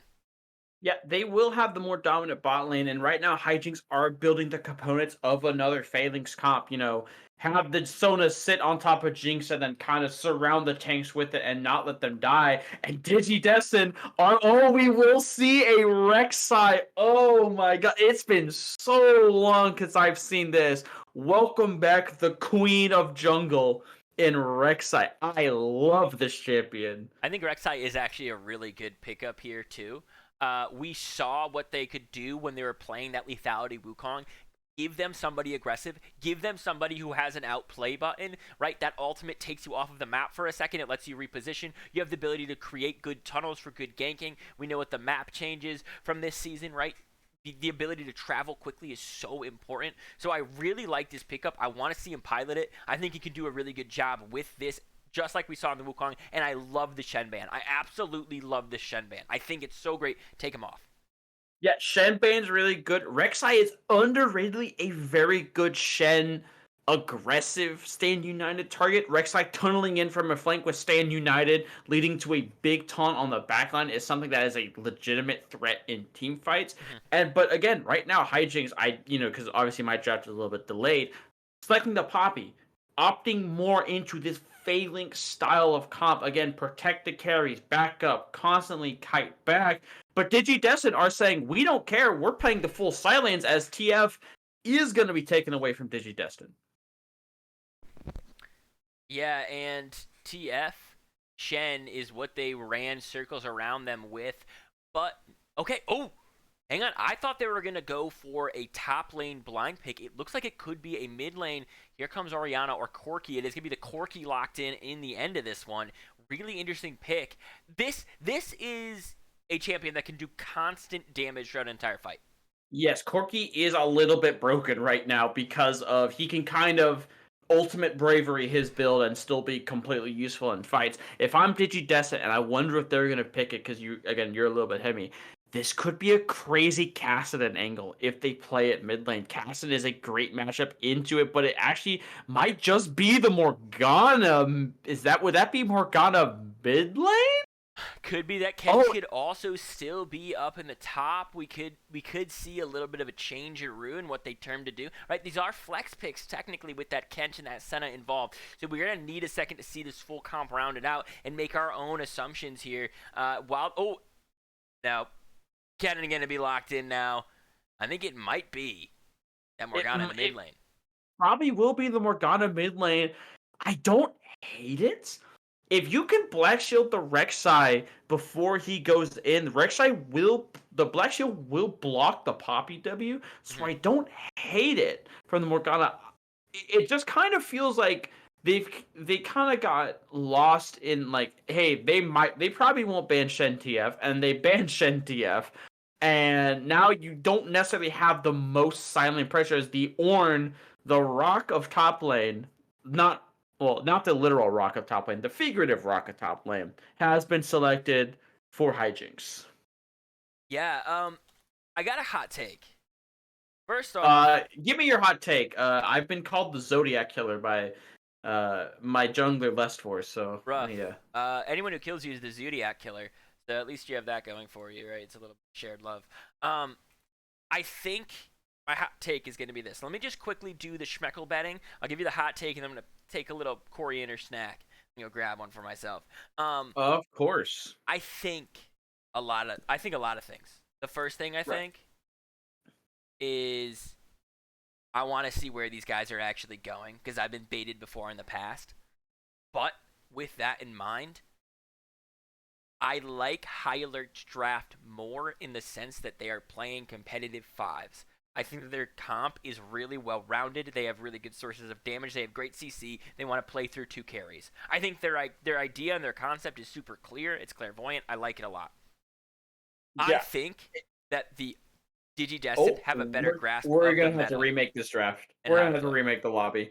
We have Garen was a band, and we have selected Garen. So King Gordo, you fool!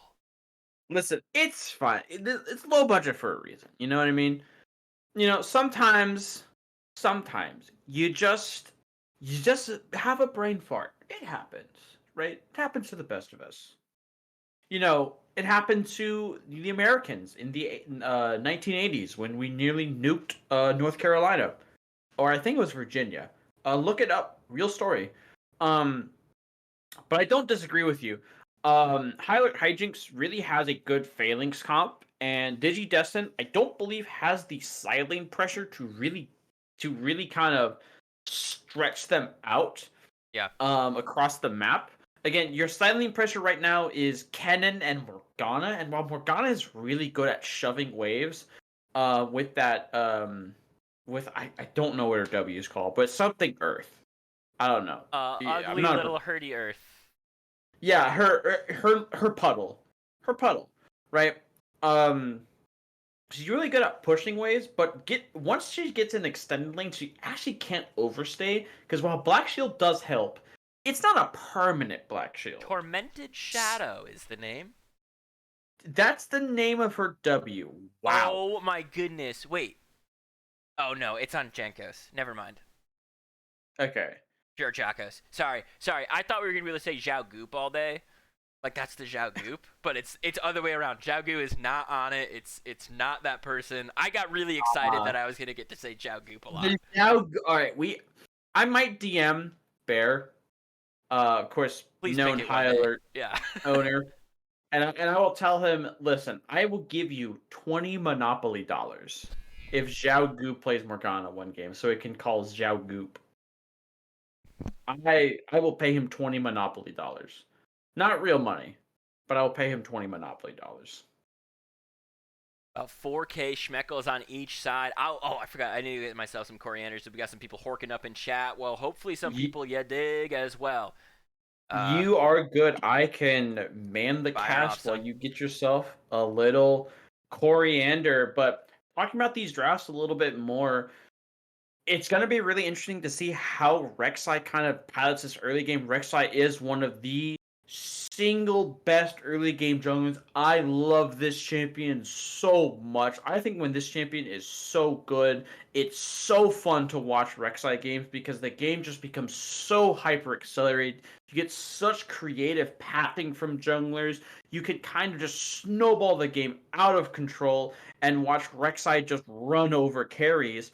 So it's definitely going to be very interesting. I would like to see Rek'Sai first target this top lane, make sure the Ornn kind of is in a position where he can't just stack resistances, because right now, the only AD threats on the side of Yadig right now, or Digi Destined, should say, are Rek'Sai, who will probably build a good chunk of lethality in the kit, and Senna, who right now doesn't necessarily build the true crit hyper carry kind of style. So it is gonna be a little bit difficult if this game goes late. So Kirito really has to be on ball with this creative pathing in the early game. As Buggle, I did hear you make a glorious return to the stream.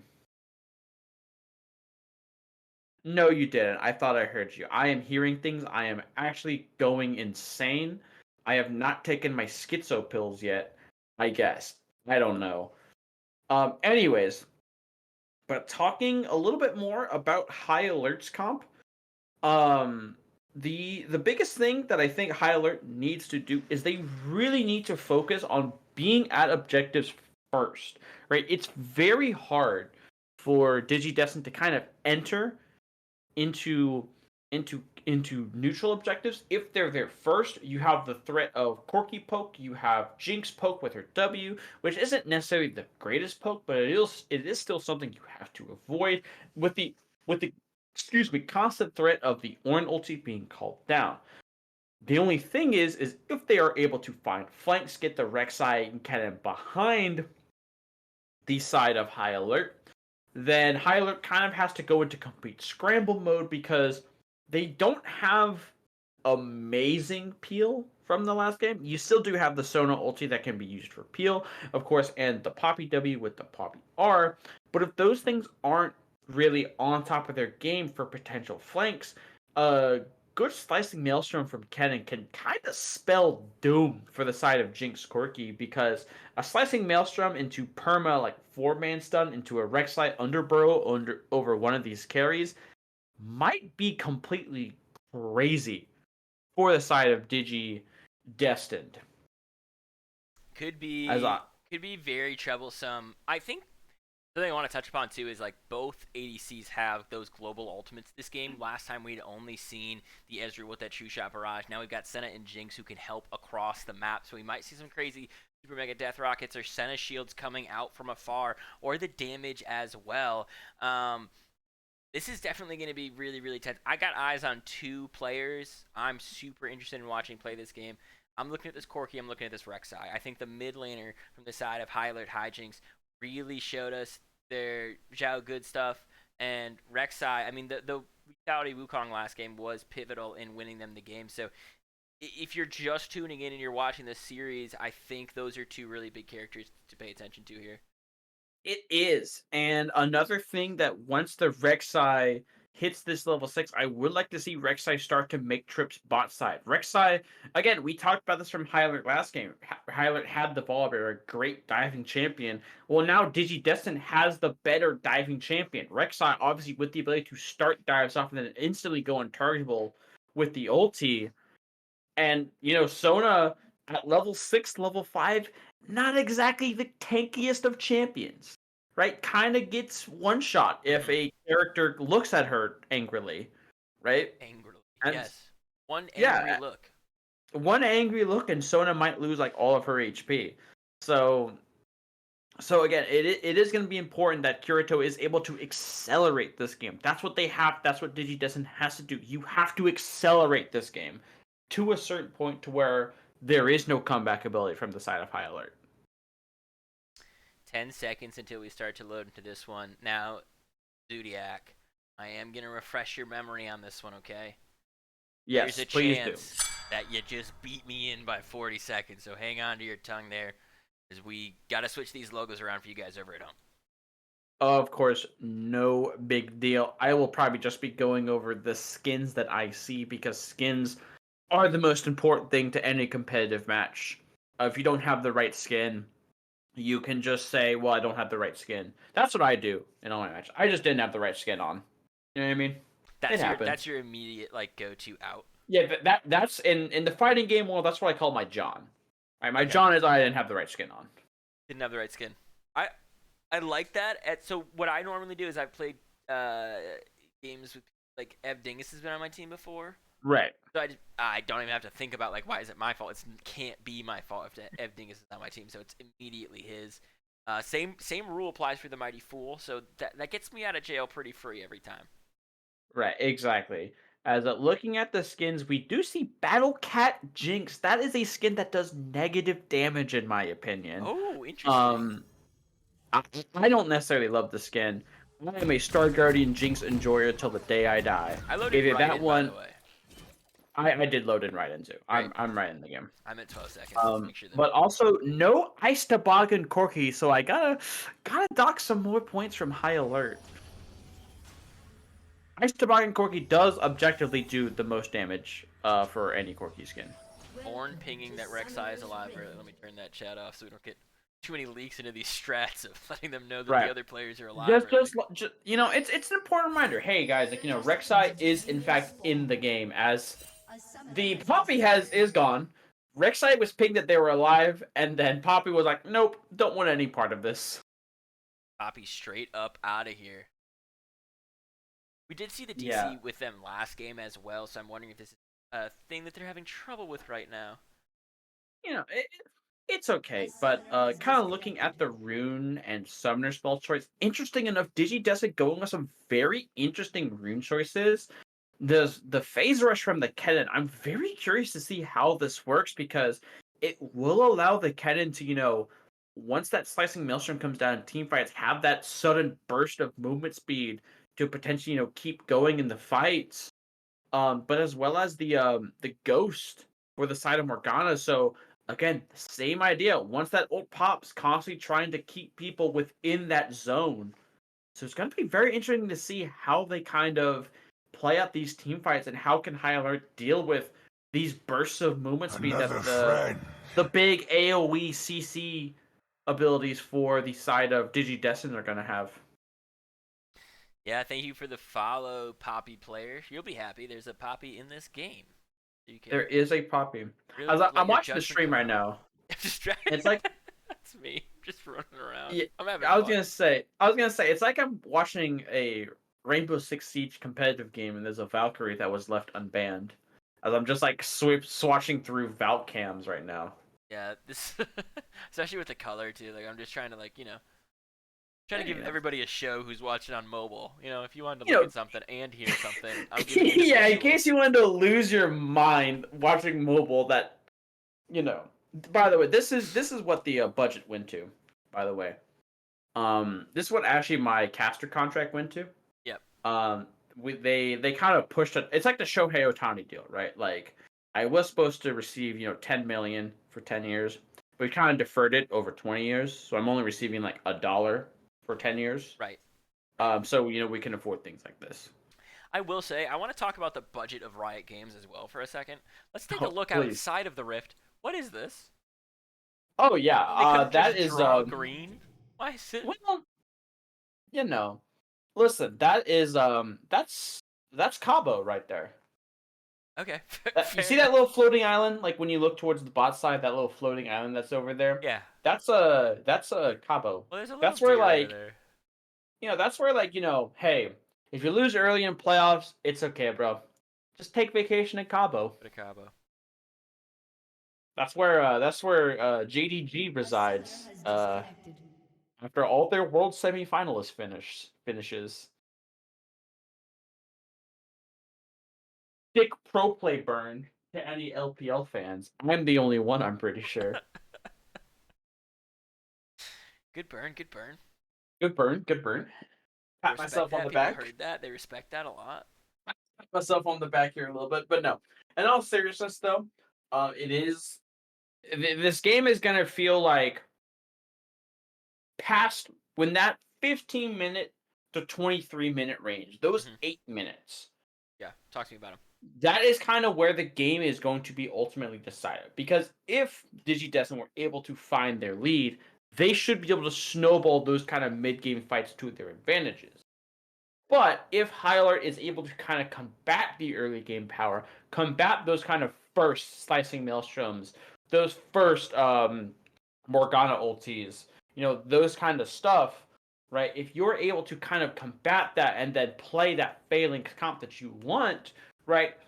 Then, you're going to kind of run over the rest of the game. Because the only really scaling champion on the side of Digi Destined is that Senna. And Senna can get to ridiculous points, but there isn't great front line in front of her. It's right now just the TK, and then a bunch of people who will ultimately press Zanya's or try and just one-shot a carry. I think getting off the mark is so important. They have a stronger bot lane. If they don't get off the mark with that bot lane, or if Stopwatch is able to really put pressure on these guys, this Senna tense lane, and come into there and find early kills for Dot, that's when they're going to run into issues. Because I think Dutch should be going into this mid-game a little bit ahead. I don't think they should be steamrolling or anything, but I think they should be ahead of Dot and Loki here with this Senna Kench lane. It's so strong. Sona has very little base health. I think that you can do a lot with this composition unless you fall behind early. I think you were talking about like the 8 minutes after 15 minutes. I think the first 15 minutes matter so much for these guys because if you don't get off the mark, you're going to have a really hard time finding it mid-game. Oh, no, yeah, for sure.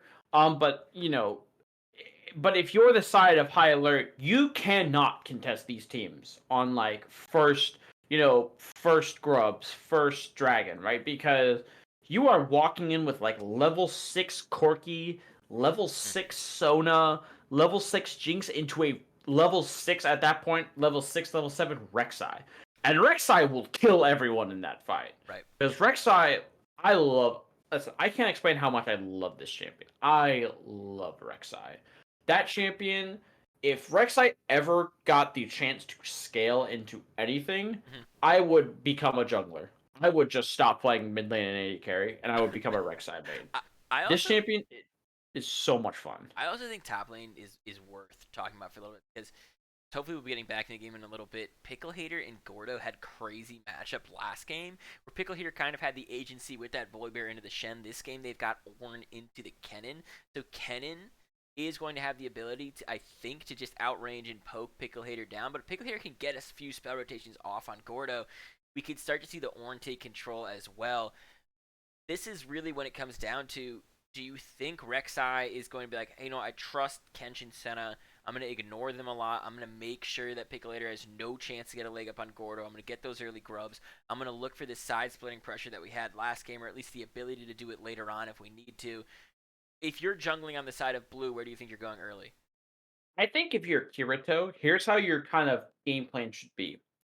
Pre-6, pre my bot lane, and especially my TK hitting 6, I'm indexing top lane, right? Because I need to get this Ornn behind. I can't let the Ornn stack resistances, because, while you were gone, I kind of touched on it. The main AD threats on the side of Digi is a Rek'Sai, who is probably going to index more into like lethality, assassin, one-shot build, and Senna, who it doesn't really build those kind of hyper carry, LDR, Kraken, Infinity Edge kind of builds, right? I haven't really seen those been popping up recently.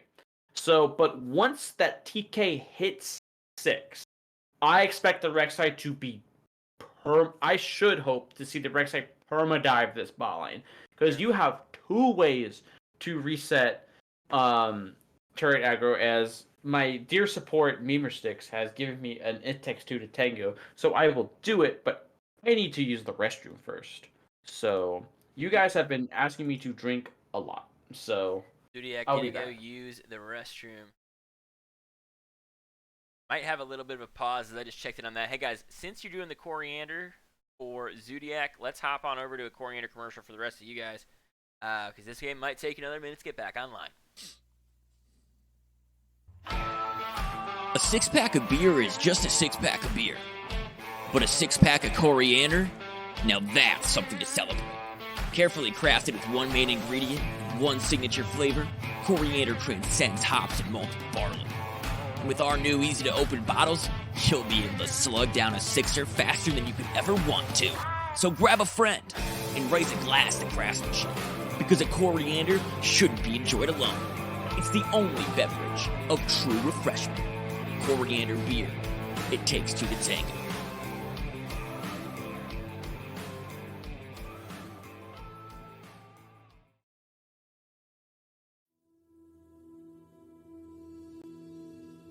Ladies and gentlemen, thank you so much for joining us today.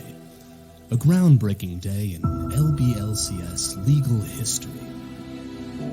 People would die without schmeckles. People can't live their lives. They can't get food. They can't get corianders. How would you expect to live without a schmeckle? Schmecklegate. You saw it because you were there. The people were there. Mighty Fool sent money to a place it didn't need to go. What people don't realize is just exactly how involved Dingus was in all of this. The Mighty Fool played his hand, and I was one who benefited. You thought you could get away with this?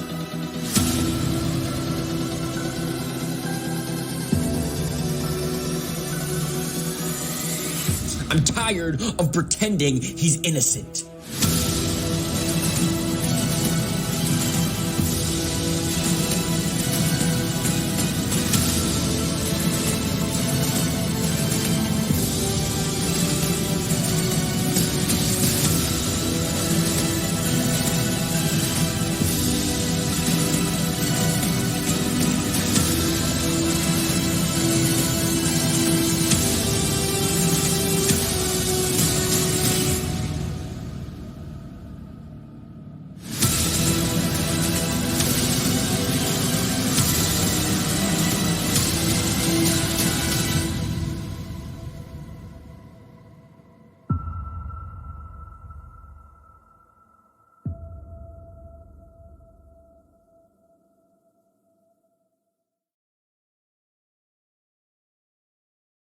And guys, I have great news. You didn't miss any of the action while you were hanging out watching those totally real, totally super fun commercials that we've been talking about.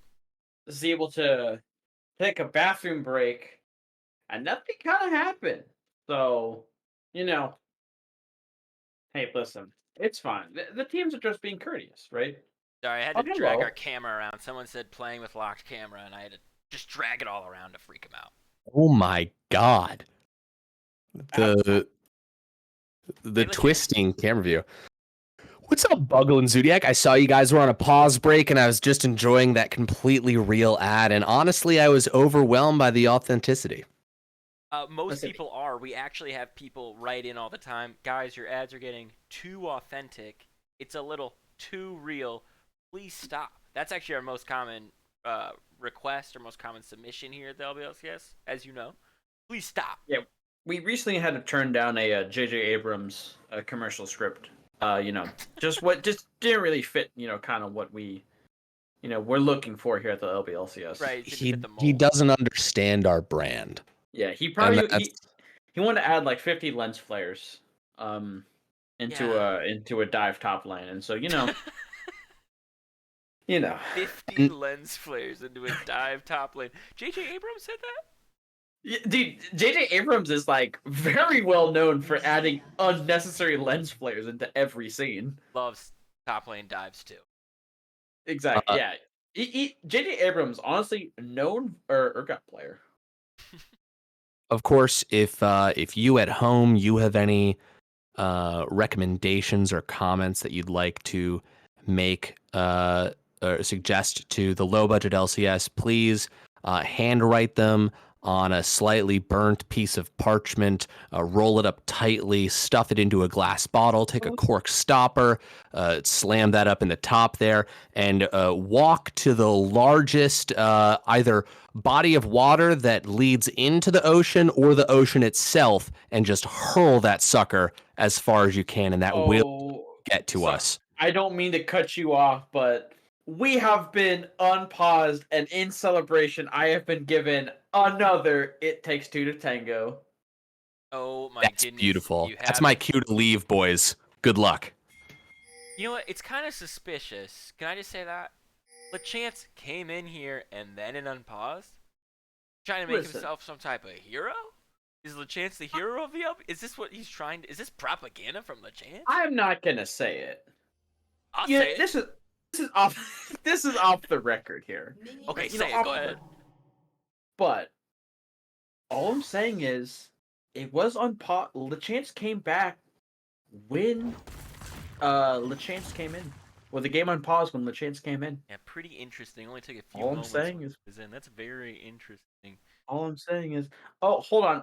Someone has redeemed a bear fact, and I actually got one from the big bear himself. Of course, High Alert Bear. And did you know that High Alert Bear can rap the entirety of Ice Ice Baby?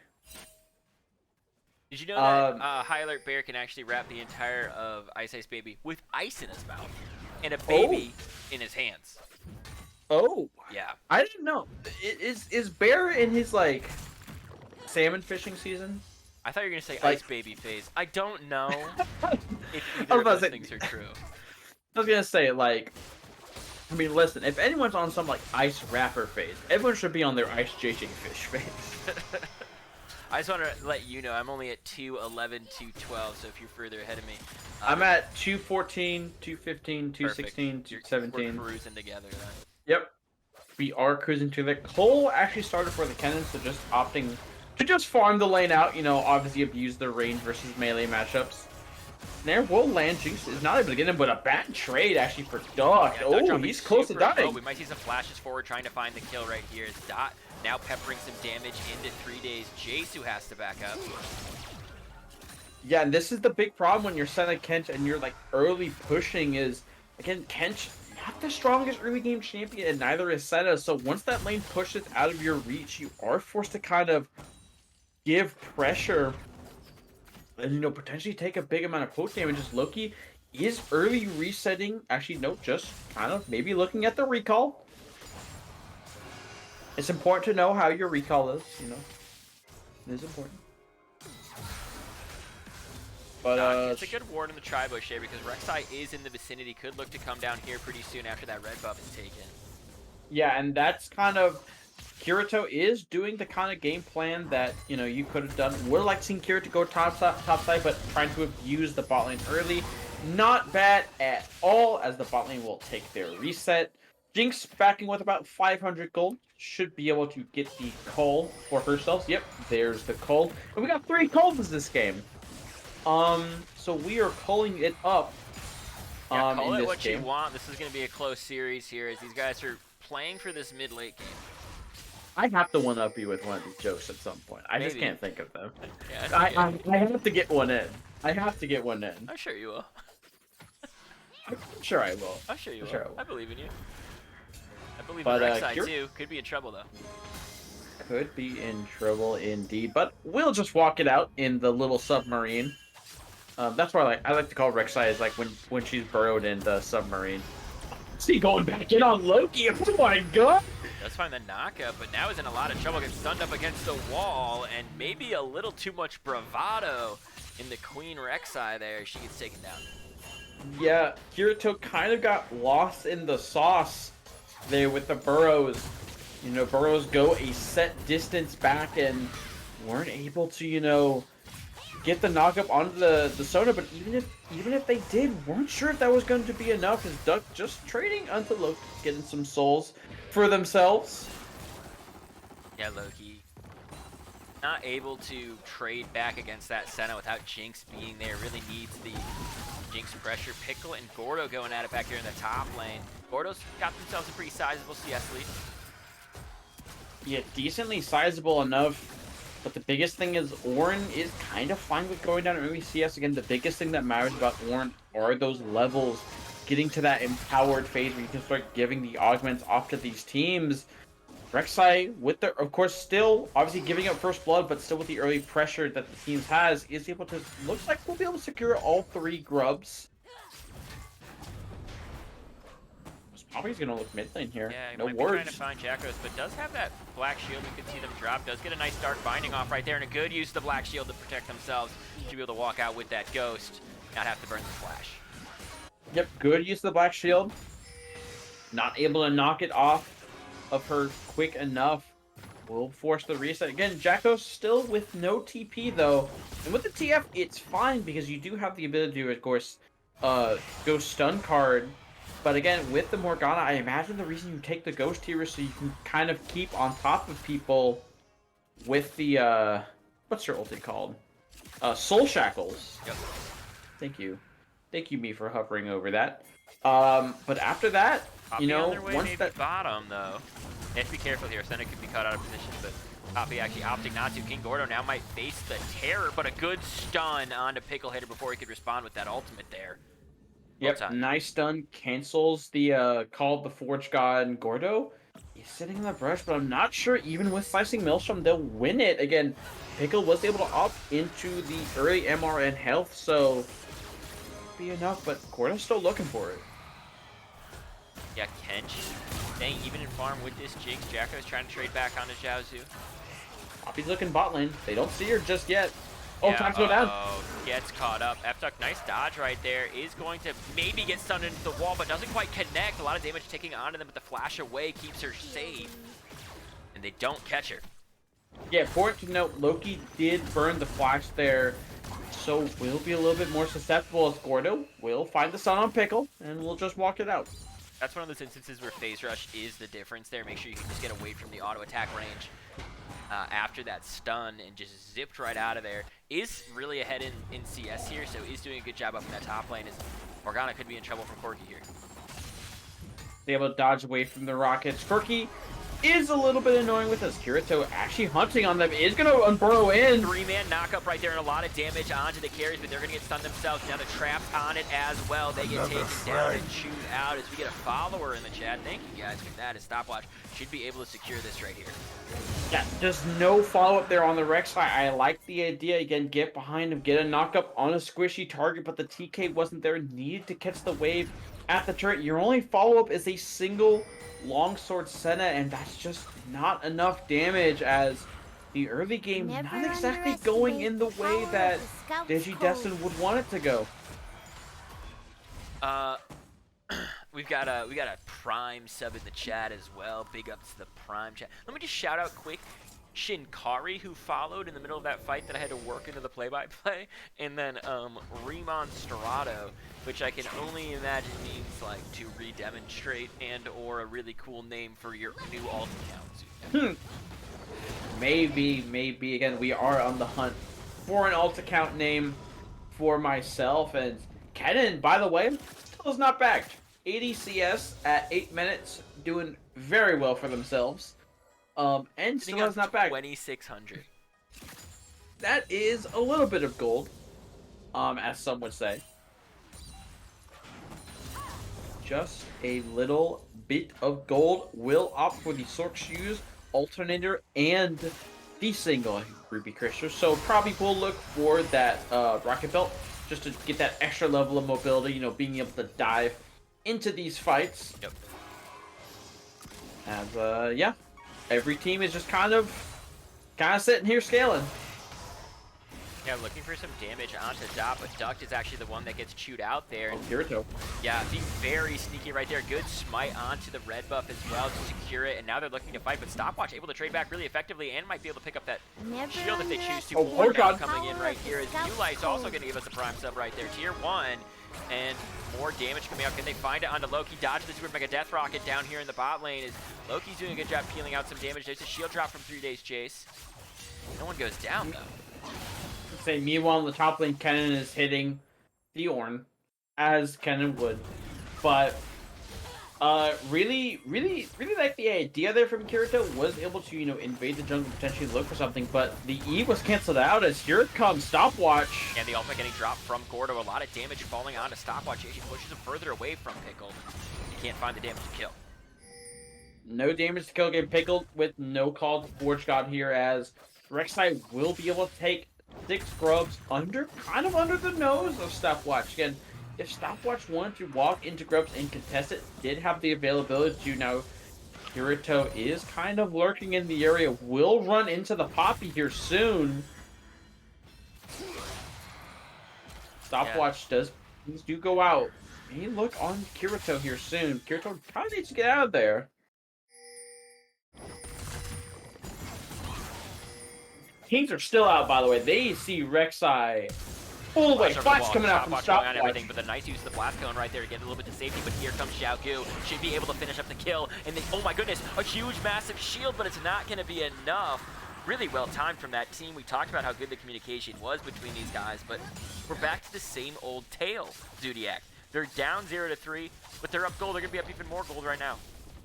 Yeah, the source of that gold lead kind of coming from top lane. If you look at the mid lane gold right now, Corki is ahead decently right now, kind of very quietly. 700 gold up on the Morgana, is kind of being allowed to free scale. Not what you want to see if you decide to. You need to accelerate this game. You need this Rek'Sai to kind of start going, to kind of have an impact. And right now, you know, Rek'Sai is finding nice creative angles, but not able to pick up any gold for themselves, as Soul Shackles is dropped. Yeah, a lot of damage coming out onto Xiaoju. Will they get taken down? They might. Burning and taking with the flash keeps them safe. Back underneath their tower. They should be able to live, but you can't step up because Fermented Ground will take you out here. As Duck could be trapped between a rock and a hard place. Xiaogu going back in. Jakos might be able to find it. Then a half to flash away, gonna use that ghost as well. The ultimate, the Super Mega Death Rocket is going to connect and so much damage onto them. And Rek'Sai not doing anything. 3 days, Jace is gonna go in, gonna actually eat up that Jinx. They should find some damage on Senna right now as well. They do. The Ignite is on a dot. They might really turn this, and all of a sudden, things are going the way of the Digi Destined. Yeah, Digi Destined, nice collapse on that Senna, blowing everything to get out of that play, and a great W from 3 days, Jace to knock up that Jinx, distract the side of High Alert. It just took a Jakos roam because remember, Xiaogu couldn't really do anything. He was around 300 HP before that fight even started, and so it just was always going to be a win for the Digi Destined. And they're, I want to say in the driver's seat, but that's a good start for their early game strat. Yeah, super good for them. And you know what we talked about? Kirito not doing a lot, but what they actually were able to do in the early game is take all 6 of the Void Grubs, which allows this split push to be so much more deadly from the rest of the team. It is super impactful. King Bordeaux almost on 3 plates. Probably not going to be able to get it, but 30 seconds more to push for. Yeah, has the very rare gold lead shutdown gold right now. And again, the big difference though, Jakos is going to get looked on. Nice use of the ghost, doesn't get stunned up against the wall, is going to get the Dark Binding down and on it. Can they get Super Mega Death Rocket to connect? They cannot. But Duck is now in a really tough position, trying to just dance their way around, and they can't live forever. They might have set up a nice kill here for Jakos, but they can't. 3-day Jace now is going to get slowed. Can they look to finish him off as well? They got to find the CC onto the flash on him. Super tanky is going to actually escape. Yeah, and a good collapse again. Well, not again, but this time on the side of High Alert. You know, Duck trying to protect the mid laner, but had no sums. Again, in this instance, you are the AD carry in this scenario. If your solo lane dies, they die. That's their fault. That's at least my opinion as an AD carry, right? Like, if they die, it's their fault. I'm not dying for them. But able to pick themselves up another kill, and another important thing, while he was, actually, Stopwatch here. Nice way to burn it, but here comes the Soul Shackles. Massive flash out of the way so they don't get hit by Stopwatch. And a nice kill from Duck right there, as these guys are always talking to each other. The ultimate from Poppy's going to actually hit on Morgana. Rek'Sai can continue to push in. Can they get the knockup? They can. Can they find the rest of the damage? Pickle Hitter in the vicinity. Are they going to go for it? Are they going to time this ultimate to get dodged? And they do. One more auto attack should be able to do it. They get it. Pickle Hitter now trying to return the kill. Can they get away? Oh, nice. Nice licking.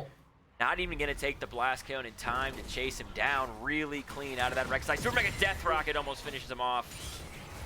Not quite. Not enough on the side of Dot, but a great flash there from Jakos. That's what really set up this play for the side of Digi Destined, able to flash out and just get the Soul Shackle enough on the side of Corki to lock him down and finish him off. And again, the Rek'Sai, slow start, but if you notice, it's a near 4,000 gold lead at 15 minutes for the side of Digi Destined. That could change a little bit because Morgana does have a shutdown gold on her. Back to the mid lane, can Xiaogu finish him off? That's an R, but can they find the rest of it? Oh, Charged R does not. Look at that damage. Yeah, From wait, one if you get W. hit by that Q and that tormented soil, you are going to take a ton of damage. The Leandri's first item on Morgana, able to do a bunch of burn damage. Meanwhile, in the bot lane, Yeah, Kench taking a little bit. Has that Heartsteel finish, though, so those auto attacks are really going to chunk once 3 days Jace can get them off. nothing going right now is actually okay. This is something I wasn't necessarily expecting. The Titanic Hydra coming out from Kirito. So just kind of looking for that more health, that more consistent, less snowbally builds. 3 days Jace might be in trouble. Just roll Abyssal Voyage out though. And we are back to a semi-neutral state, but again, right now, it's a ballooning early gold lead for the side of Digi Destined. This is what we saw in game 1. We didn't see the kills this even necessarily. We saw them actually leaning more in favor of high alert Hijinx, but game 2, pretty even in kills, not so even in towers, but this time, Dragons in favor of high alert Hijinx too. Yep, and that's, if you're high alert Hijinx, you have to maybe attempt to try and snowball these dragons. But right now, again, if you take a drag fight, do you even win it? Again, Corki is not at a point where there's necessarily a lot of damage on him. He's trying to get that Malignant as fast as he can, as Duck will land a snare and just get another stack, but Poppy is in the area. Yeah, Poppy's lurking. This dragon's still not up for 2 minutes, which means Rek'Sai has a clear path to just get this Herald up top with Gordo. Yeah, and it's also important to note, meanwhile, while all this thing was going on, I kind of just noticed this as well. Oh, Duck actually might be in a trouble. lot of damage, might actually go down. The flash away, dodges a Super Mega Death Dragon, but they will go down in the end. Though it took a little more effort than we thought it would need to. Herald was picked up in the meantime, and Tom Kent should be able to escape, and they do. Can't find him with that ultimate from Stopwatch. Yeah, just a little out of position there from Duck, and a good collapse there from High Alert. Now, you would have liked to do that without the Jinx flash, because Jinx is going to be very poisonous. Actually, Shackles, it's a little bit behind the enemy team. Yeah, taking a lot of damage now, and actually just gets deleted. Once you get that first bit of CC following, they do have a lot of damage to follow up with it. Yeah, and what's also important, Pickle Hater TP down here, but it's going to have to instantly recall, because Cannon, meanwhile, is just split pushing this entire time that was happening. Nearly a 60 CS lead for King Gordo in this top side. Now he wants to find somebody with the ultimate too, though. This is dangerous. Yeah, Gordo is taking a big chunk of damage there from Xiaogu, so we'll not be able to use Slicing Maelstrom, as Kirito might be caught out here a little bit. Stopwatch does throw up the W, but no change.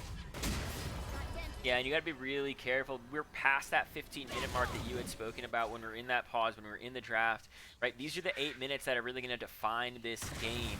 And if they start to get caught out and you lose another dragon here on the side of Digi Destined, you could be in some trouble, because Hijinx just need to get to the soul. Yeah, they just need to get to the soul, but what's maybe more important, they just need to hit items. Again, 2 items closing in on Jinx, 2 items finished on Corki. He is level 11, so he has those level 2 rockets.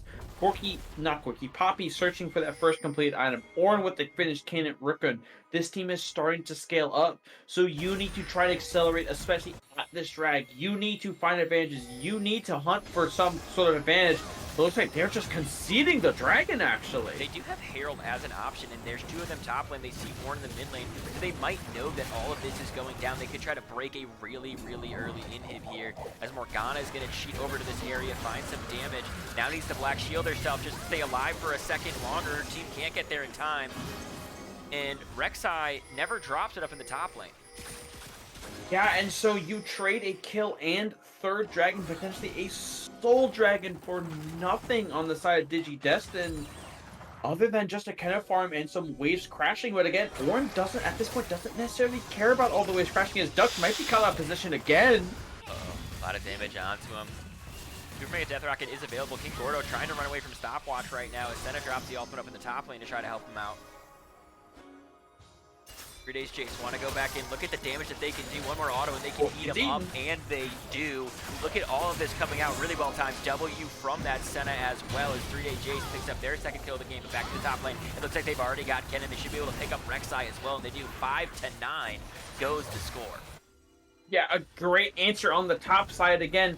That's a big shutdown. I want to say, I have chat open, yes, a 250 gold shutdown given onto this Poppy. So while she was down in gold for most of this early game thanks to the farming from Rek'Sai, she just rocketed herself back up. Speaking of rockets! Oh, I couldn't even hold my breath for the length of time that I needed to. Kench actually wants to re-engage, does get that stack off right there, but We're taking needs to get out of those traps, and he can't. Dot should pick up a second kill, and they do a solo double down here in the bot lane. Yeah, a disastrous sequence if you're the side of Digi Destined. I mean, you still have a gold lead, but Hijinx is now at 4 kills at 8,000 gold, approaching 9,000 gold. Poppy just caught back up to this Rex. I was supposed to hyper-accelerate this game, and right now your only gold advantage is on this Kennen, who is building for a team fight. And right now, again, the value that Ornn is about to start providing to this team is going to be massive for the side of High Alert Hijinx. So if you're side Digi Destined, you have to be super precarious about how you play, whatever the next fight you want to take is. Looking down here at the bot lane, Pickle has rotated here and so has Gordo, so they know they want to play near that Baron area. The teleports are available. Kirito, actually gonna find Loki, does not see him. Yeah, it could be a really big pick. The ultimates both being dropped, one being dodged. Senna's out of this fight completely here, and 3 Days Jace is actually rotated down here to the bot lane. Up in the top lane, Dot taking a lot of damage. They should be able to finish him off, and they do. Now it's eyes set for Corki. Can they find the kill onto him? A massive flash knock-up. Can't go too deep onto him. Yeah, Dawning Shadow not available there from the side of Duct, and watch out. You know, vision. Uh-oh, an ultimate coming out. Gordo's gonna go golden to dodge it. Can he get his phase rush back? I'm gonna drop the ultimate. Nice flash. Stun. Oh, flash in. That distance. It's oh my goodness. Big plays. This is what we talk about, right? Big plays. Both teams trying to make these plays all around the map. Can they find enough damage? Sona comes up here to get the shields. Yeah. What was at first a really good play from the side of Digi Destined, you're able to pick off the entire bot lane because again Loki trying to find wards, not you know, the creative pathing from Kirito leading to her demise, and Jinx just not respecting where they could be, turns into overall an even play. You get the orange solo kill on the bot side on the Kennen, you get, you know, more kills onto this Corki, and we're back to an even game state. Yeah, even game state, but because they take that tower too, right? Like, this is such an important thing. If Ornn starts to win that side lane, this is really detrimental for the side of Digi Destined. Hijinx looking in more command of this game. We know that they normally win these skirmishes, these small fights. That's normally where they thrive. Whereas we've seen Digi Destined thrive in the macro, thrive in the split push. They have the 6 grubs, right? They have that extra split push ability. They have to be able to split push to put that into effect, though.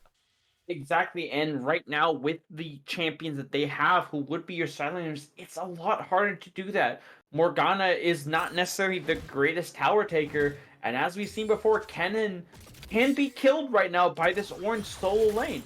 And so that's really important as the ornaments are starting to cut out. Jinx does pick up the Edge of Finality, which in my opinion is the best item name in the fucking game.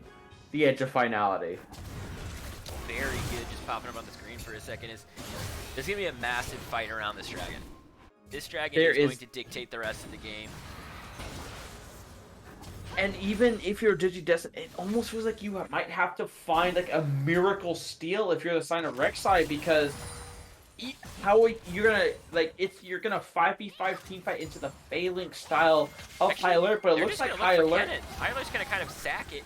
Look for this Kennen, try to stop the onslaught. They know they have time to spare, but if they don't find this Kennen, they won't be able to grab the Baron. So Kennen getting out. It doesn't even look like they're going for Kennen. They're just going for Baron. They are just going for Baron. Kennen in the vicinity. Can he find a way in with that Maelstrom?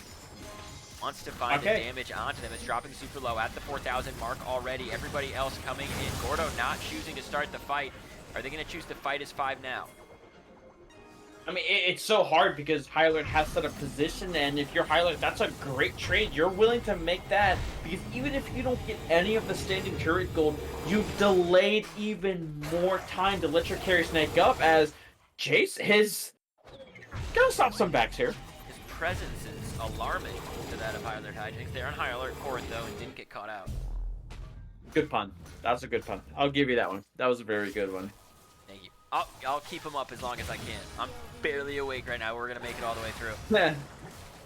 Listen, it is all good in my book, but again, one thing about this Baron is again, even if the Digi Destined are able to maybe, you know, not surrender a turret and just kind of, you know, keep the game state even in terms of turrets, that's still a win, but 3 days Jace. Yeah, 3 days Jace might be taking it right to the face right here. He's going to pop that shield just to stay alive. Now the flash, he would make a death rock. It's not going to connect, but he could be in a massive amount of trouble. Good use of that slow right there as 4 of them are chasing them down. The ultimate from Ornn could come out too, and it does. 1 knocked up, 2 knocked up, and they should be able to pick up both. They do. Morgana's going to be splitting down in the bot lane.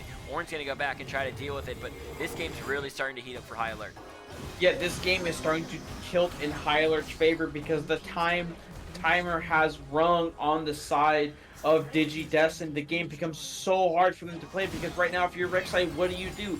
You're dive bombing into an Ornn who has finished Frozen Heart. You're dive bombing into a Poppy who is stacking armor right now. I mean, look at him. He's trying to set up a flank, but realistically, when can he go in on them? You gotta be really careful. Might go over the wall right there. Might choose to hang on, and Jacko's gonna try to deal with things later, but that person has opted into a lot of MR, so you have to be careful. Not quite able to blow them all down, but back in the top lane, this Rek'Sai going absolutely crazy, trying to fight 3. Can he do it? It doesn't look like she can. She has to back up and go out of there.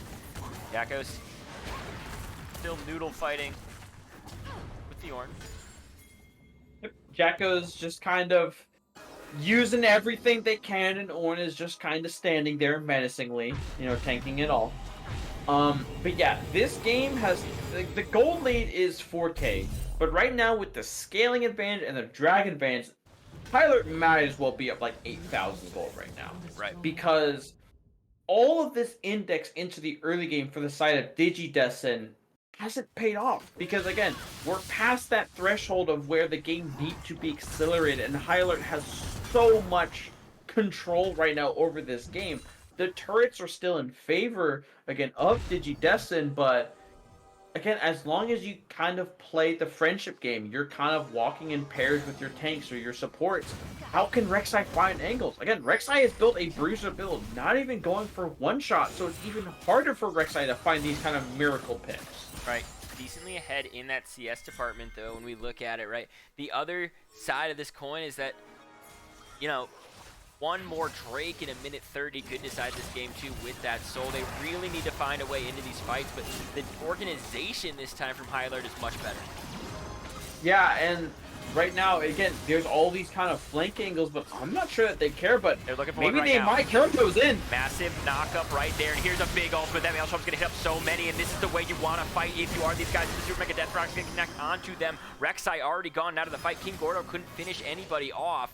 They didn't have Jackos here. Now they're looking for more. Ornn trying to rejoin this fight. The Q doesn't connect, and now they're gonna try to run away as Loki getting chewed out.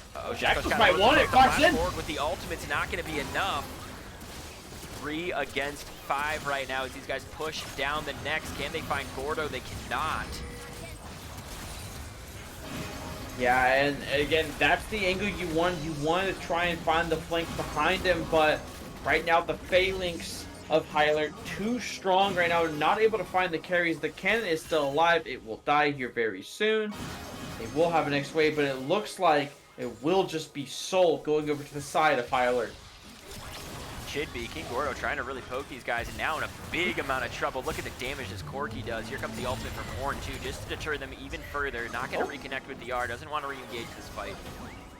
Yep, just kind of giving a little headbutt to the rubble of the turret there. But again, High Alert completely swinging this game. It's now a 6,000 gold lead with Cloud Soul too. The biggest thing about Cloud Soul this game too is it makes it so hard to stick on the carries of High Alert, I should say, because again, all the movement speed bonus, and plus, especially for Not taken yet. Not taken yet, but I'm going to assume it will go over to the side of Pilot in this scenario, Full but vision on it. Could come right over this wall, could look for it. He's going to go over right now. It looks like he's not going to get it in time. Can't steal it with the Q. Very didn't have conservative. Smite. Did not have Smite to go over it, so had to maybe hope for a Poppy steal as the entire jungle is taken over. Don't know if he can run away from this. Is able to flash away. Oh, it was very close. It was very close. Little thing about right now with the Cloud Soul, especially with Corki, because Corki uses ulti so much, he's gonna get a ton of movement speed value out of this. Still has the package. And they're looking so for the engage right here. be 3D careful. chases all the way in. The fight has started. A massive ultimate from Senna's going to hit onto all of them. And into the back line goes the Rek'Sai, but they get ulted out from Poppy. Jacko's trying to do the damage, but it doesn't matter. High alert Hijinx are running through these guys. The ultimate, the Maelstrom might be able to finish them off, actually. That's two of them gone. And can they hang on to this now? Gordo goes down. Duct is in a little bit too deep. They might get taken out as well. Here comes Rek'Sai, but it's three people you probably can't take down in one sitting. The ultimate's going to get the Corki. That might be enough for them to hang on to the game if he can get away from these guys now. Can he? Looks like they're turning their attention to end the game. You got to start that back. You got to channel to hang on here, Rek'Sai. You have to jump and hang on again. If they're able to hold on a game-saving ultimate from the Rek'Sai, but the tankiest members of High Alert are trying to just knock down these Nexus turrets as here comes Kirito. Yeah, looking for more. Gonna drop that Smite on a stopwatch right now. Can he get some CC on a Pickle Hitter? He can't. Nice dodge right there with the E. This is all High Alert's game to win at this point. They are knocking on the door, but they won't answer. Kirito trying to slow chase him, isn't able to find it. And again, a messy fight, but if you're Digi Destined, you have to kind of go for these Hail Mary kind of fights. You have to just throw your life on the line because, hey, what's another death at this point? We have to try and hold on to the game.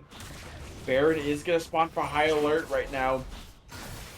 Will Digi Destined be able to contest? I'm not sure if they're able to. High Alert is there first, and they're there fast.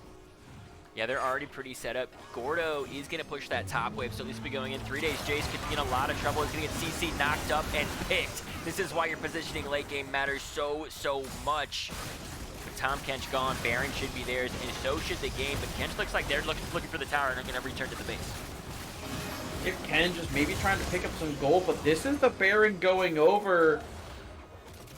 It's gonna be, and this might be the final push. Massive amount of trouble that they're in. Have to use that Black Shield to stay alive for a little bit longer. Use that Ghost as well to get out. Gordo just going for the full split push. Says, I don't even care about the base, guys. If you can hold, that's amazing. I'll try to do anything up here. Might choose to re-engage with the TP.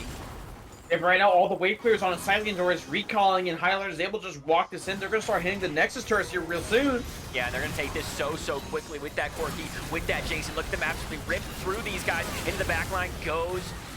Oh, a nice ultimate for Poppy right there. Super Mega Death Rock is going to find another, and that's 2 for Jinx already. Can they look to find the Penta? That's the triple. That's the Quadra. It's not going to be a Penta, but it is going to be game 2 going to the side of High Alert Hijinx. Now, if I'm Dot, the last thing I'm saying after game 2 is like, so we just report Poppy, right? I mean, took my pentakill.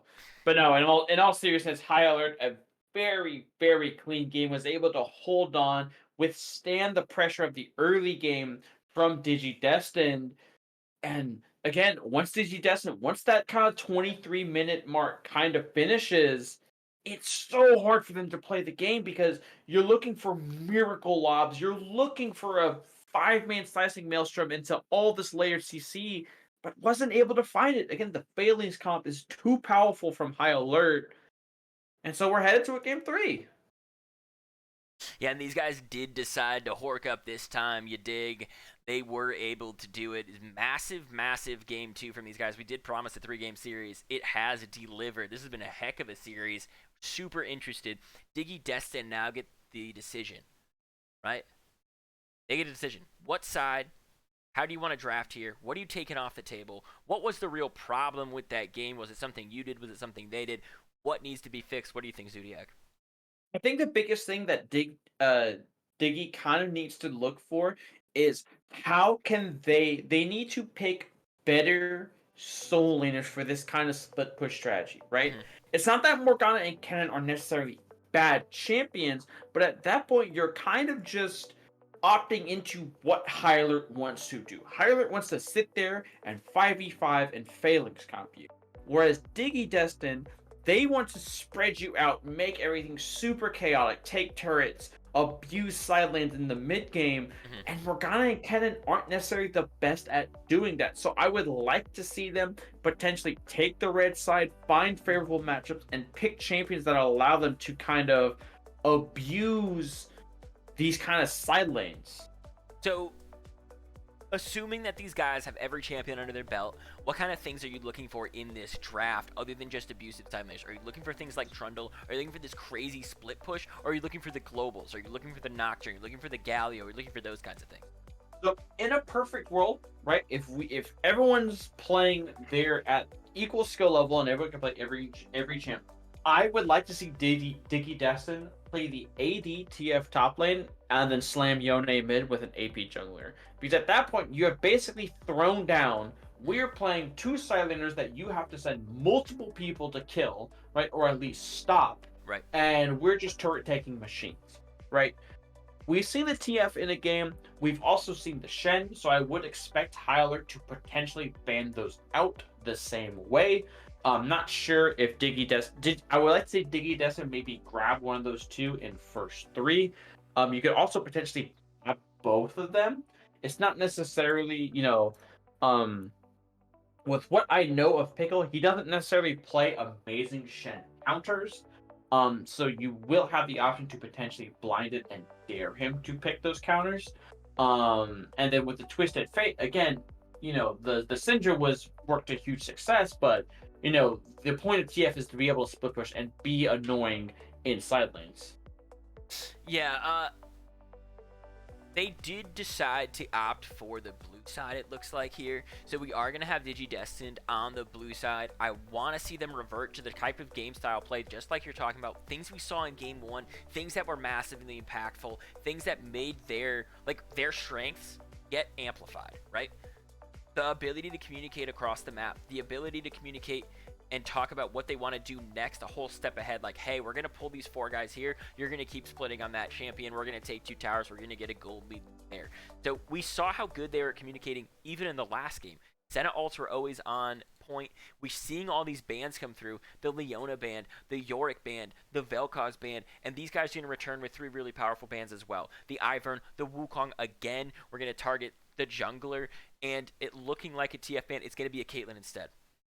Oh, and Digi Destined instantly slams the Misfortune, so looking to find potentially a big team fight kind of AD carry. I do potentially like this takeaway from Hijinx, although Hijinx can just, again, opt for that Jinx lane and kind of just be like, okay, like if you want to pick the Misfortune, we are totally okay with playing the kind of same style of stomp, but it will be the Maokai instead for Hijinx, potentially. They haven't locked it in yet, but they're going to lock it in. Never mind, they picked Ashe. Ashe instead, it looks like. Nope, just kidding. Oh, never mind. The double fake out. Maybe they're listening to the cast. Maybe. But Maokai is picked here. That is something that will allow him, will allow Maokai to kind of go under the MF ulti and lock her down with the snare, and then cancel the bullet time with the tree punch, as I like to call it, and the vibe pick. So they are opting full in for, if you want to stand still as Misfortune, you are going to pay for it. Yeah, really interesting pickups here. You have the single target ultimate and you have the big team fight ultimate, so you can really draft this in any way that you choose to. Misfortune's still a really powerful pick as well. It's a great takeaway too, because you could see High Alert just go the Maokai MF here. The Thresh going to be picked up to reposition, pull you back if that Vi drops the ultimate on you. I think that this is a good pickup. I think this can give you a lot of agency in the bottom lane, depending on what they're going to match that Maokai with. Assuming it's bottom, we saw Loki play it in Game 1, so my assumption is that it's going to return there, but it could go anywhere. It is still a flex pick between, at this point now, Pickle and Loki. So Pickle can take it top in a pinch. The fresh pick is good. The biggest thing is you just have to make sure that the Misfortune survives the dive to click the Lantern, and the Gragas Boomba Sloppy Narwhal. I love Gragas. This champ is so much fun to cast, especially when the Gragas just goes full AP one-shot build. It's so much fun. It's going to be really interesting to see what they do with that Gragas, because what we've seen so far on this jungler for this side of Digi Destined has been pretty aggressive overall. I'm expecting that to remain the focus here. Varus is going to be the pickup. That looks like it's going to go down in the bot lane. Doesn't have to, but from what I've seen out of these guys and what I've reported on in terms of scouting them out, I'm expecting that down in the bot lane. We could see it somewhere else too, though. Bans are going to come out here. If you're Digi Destined, what are you taking away? If you're Digi Descent, you are trying to take away as much re-engage, follow-up engage as you possibly can. Gangplank is a good ban. I do like that ban to get able to drop the Cannon Barrage on top of whoever Vi-ults. I'm fine with that. But Hijinx answering with the 2 global bans. Again, taking away that TF, taking away that Shen. And if you're Digi Descent, what else are you banning here? Are you throwing it down? It will just be the Garen. So taking away another top laner from Pickle. Yeah, really interesting here. As it actually might now be a Gragas top lane now I think about it, because you do have the option to pick any kind of take away 2 of the harder matchups for them. As the Orianna pick here would kind of go crazy, because it actually is going to be the Ahri. So looking for more follow-up dive on the Vi. Ahri Vi is still a very powerful combo. Vi's kind of lockdown sets up for a charm. So if you're Digi Descend, you kind of have to try and find, okay, how can we potentially disengage these fights? How can we stop High Alert from kind of getting in on us? Would like to potentially see a Poppy. Poppy would kind of have crazy value this game if you were Digi Descend, but it kind of goes away with what you know is we're just going to get the Jace. Yeah, I actually don't mind the Jace here. They have to come in on you. You have really good disengage with the Gragas with the Thresh here, if they choose to. And you have such good siege. You're going to force this interesting siege. And the wave clear is pretty solid out of you guys, too, right now. I'm bizarrely interested in how High Alert Hijinx are going to respond to these pickups. Rumble is a surprise to me. Yeah, Rumble's a little bit of a surprise because Gragas Rumble kind of has this anti-synergy built in to where if Rumble lays down the equalizer first and then Gragas ulties, everyone kind of gets blown away from the equalizer as the Crocodile, the scaling top laner, not in damage but in literal scales, has been selected for Pickle. Very good. You got one in, and it was pretty good. I liked it a lot. Thank you, I appreciate it. This is no longer a game of who is playing smarter or playing harder or outthinking. This is now a game of who hits their buttons first and hits the spell as well. There's not a lot of big beefy boys in this game. Maokai and Thresh, the 2 supports, are going to be the tankiest of the lot probably. Unless Renekton really gets off the marks and builds a tankier build, this is a pretty explosive game. This will be a very explosive game because the poke setup from Digi Descent is kind of up there, right? You do have the Jace poke, you will have Gragas barrels, and if High Alert is out of position, you will have double ups followed by big, massive AoE equalizer plus bullet time. Yep. And if you're High Alert, you have one single goal: find a target and kill a target. Right? That is how you are playing these fights, and you need to make sure that you are not blowing too much to kill that single target. Because if you're blowing everything to kill that target, well, then the equalizer is going to start cooking you. The Jace is going to blow someone up. The Gragas, depending on how he builds, is going to blow someone up. So High Alert needs to play these fights quick and fast. Digi Destined need to make sure that, hey, if someone dies, we need to start killing everyone else. Yeah, it's going to be just a really tough one to call from the draft because it's a little bit different than what we've been seeing too, right? We've normally been seeing this more expansive, it is that Gragas top like we talked about, but that more expansive, more macro style versus the micro style, and now that's kind of switched up. Now they're both drafted very similar comps. One's a little more poke and one's a little more pick. But it's not the same theme we've been seeing in the last 2 games. It's a little bit different here. It's not the same. I do actually very much like the swap of Kirito taking the Rumble jungle and Gragas going top lane. It kind of fits more with what Kirito has been able to do, kind of these power farming, farm as much as you can, kind of junglers, and kind of get these items because, again, Rumble's power in these lanes to, answer with the equalizer from out of vision is so impactful in this game because of how much he doesn't have great setup, but how much counter game potential there is from the side of Digi. From the side of Digi, I should say. Yeah. Yeah, Digi Destined. So someone in chat, J-Man, asking any word on standings, playoff predictions. Standings should be updated for all of the leagues, maybe except for tonight's games. Everything should be updated in there. So like we were talking earlier in this cast about these two teams.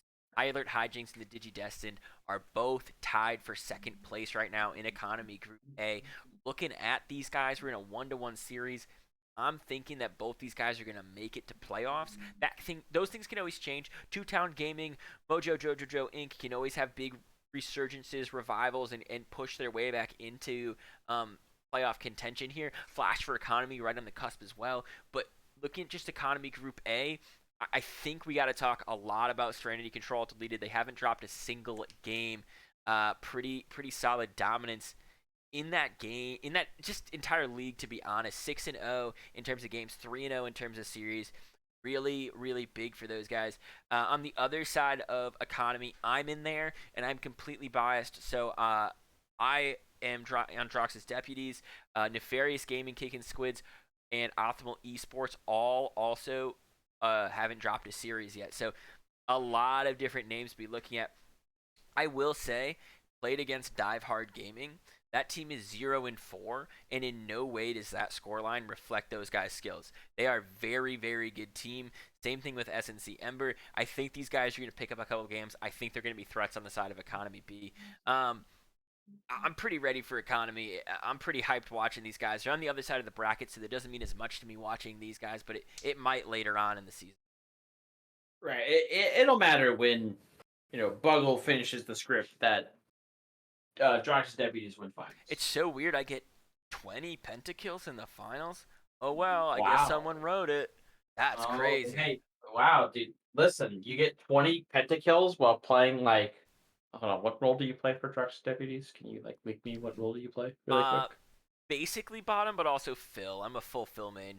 So, whenever, Evan subs in for support and you guys play Renekton Braum Renekton Braum bot lane, you get, you go 35, 1, and 11 on Renekton. That's so funny. That is a real bot lane we have been practicing, and I've just leaked it on strat. Did you know that's a real bot lane we've been practicing? I know it is, because every time we play the games with us and Evan, Evan's like, all right, so Renekton Braum bot lane.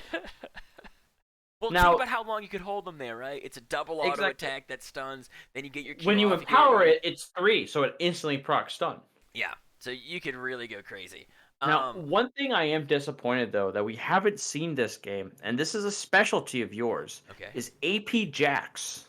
Yeah, AP Jax, you're leaking all of my strats right now, but it's fine. I'm not leaking it. If anyone's ever played with you, this is one of the first things you talk about. Listen, you can't beat me if I pick AP. If you play against me and you don't ban Jax, you're crazy. AP Jax slaps. It one-shots one person. It's the thing. I just pick the best player on their team, and I kill them, and I trade me, who's not the best player on my team. And it's always worth. That's how I play that game. We're moneyballing it. That's exactly what it is, yeah. Listen, if I'm 0-10, if I'm 10-10, yeah, and their best player is 10-10 as well, it's fine. Right. Because we're even at that point. So exactly. See, League of Legends is a very analytical game. You know what I mean? Yeah, it's all about measuring up your opponent, figuring out who's better than you, and then sacrificing your best player to kill them. And then completely hard focusing them the entire game to where they become so tilted that they just completely mental boom. I will say, this is actually pretty funny to remember before we get back to this game here, which will be loading in 30 seconds, but I made a bet with my team first game of the season. I said, I'll give you all 30 cents if I get a pentakill this game.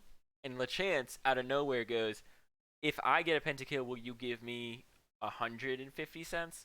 And I said yes. And first game of the season, he got a pentakill. I gave him $1.50.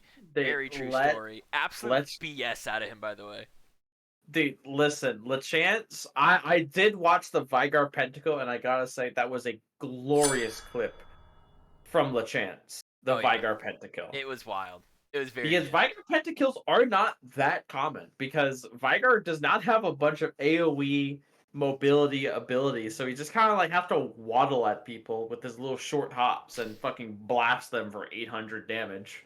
Yeah, he completed the 5-leaf clover on the Leprechaun Vigar there. It's pretty good. Okay, got a quick look at the skins.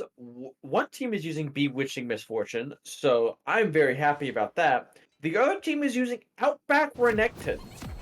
So, yeah. I'm ecstatic about the Renekton pickup, by the way.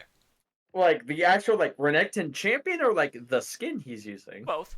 I think both quantifies as the truth. I'm not... Listen. Renekton is, like, a good meme skin. It's like when you're playing Renekton Braum, right? Like, when you want to play Renekton Braum, you're running Outback Renekton. Because, like, imagine dying to that crocodile with those big of teeth.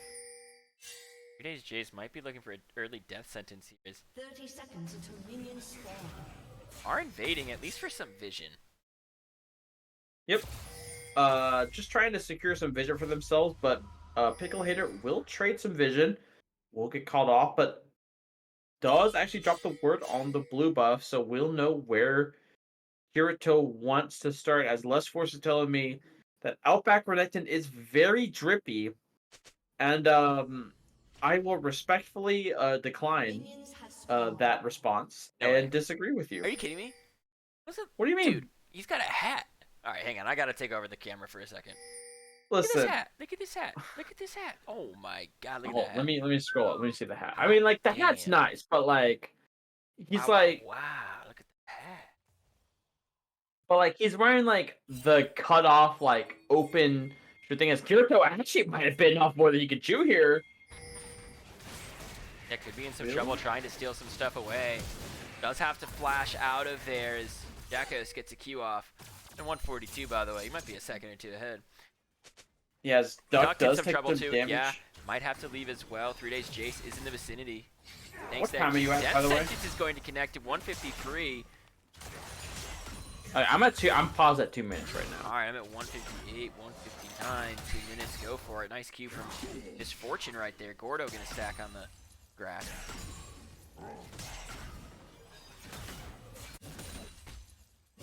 Sorry, I was finishing my Takes 2 to Tango for disagreeing with my org owner, Less Force. But no, yeah. I mean, the way these side lanes should play out is decently expected. Gordo opting for the grasp is a little bit interesting. Would have maybe liked to see the phase rush there because of your ability to kind of auto Q and then kind of run away from what Renekton can do, but is opting for the grass, so maybe we'll look for a tankier build. Also, 2 double tier start for the sides as Hook lands onto Loki. Yeah, Loki could be in trouble. She might have to run for the hills as she gets ignited. A lot of damage is ticking down on them. Duck look for the Q, not going to find enough damage to finish it off.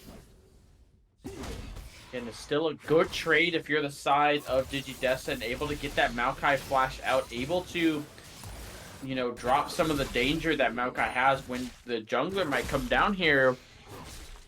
Hey, is just trading on a Duck, and Nice play right there. 3 Day Jace does find it. Can they find the death sentence too? Gordo doing a good job farming underneath tower. And Gordo doing really well again. Gragas isn't necessarily a lane that is going to win lane. Zhao Gu is running straight into Kirito. Will end the charm. The Jakos is going to ghost. Going ghost. Listen, this is completely off topic. I loved Danny Phantom when I was a kid. That was like my, other than Teen Titans, that was my favorite show growing up. That is the only show I ever torrented. Hey, that's right, internet. I torrented a show. It was all of the original Teen Titans, and that was the only one. Listen, it's legal until you're caught. Yeah, if you've been watching the whole stream, you'll understand what I'm talking about. Yeah, you'll get that reference. You will get that reference. As Loki, no flash. So low.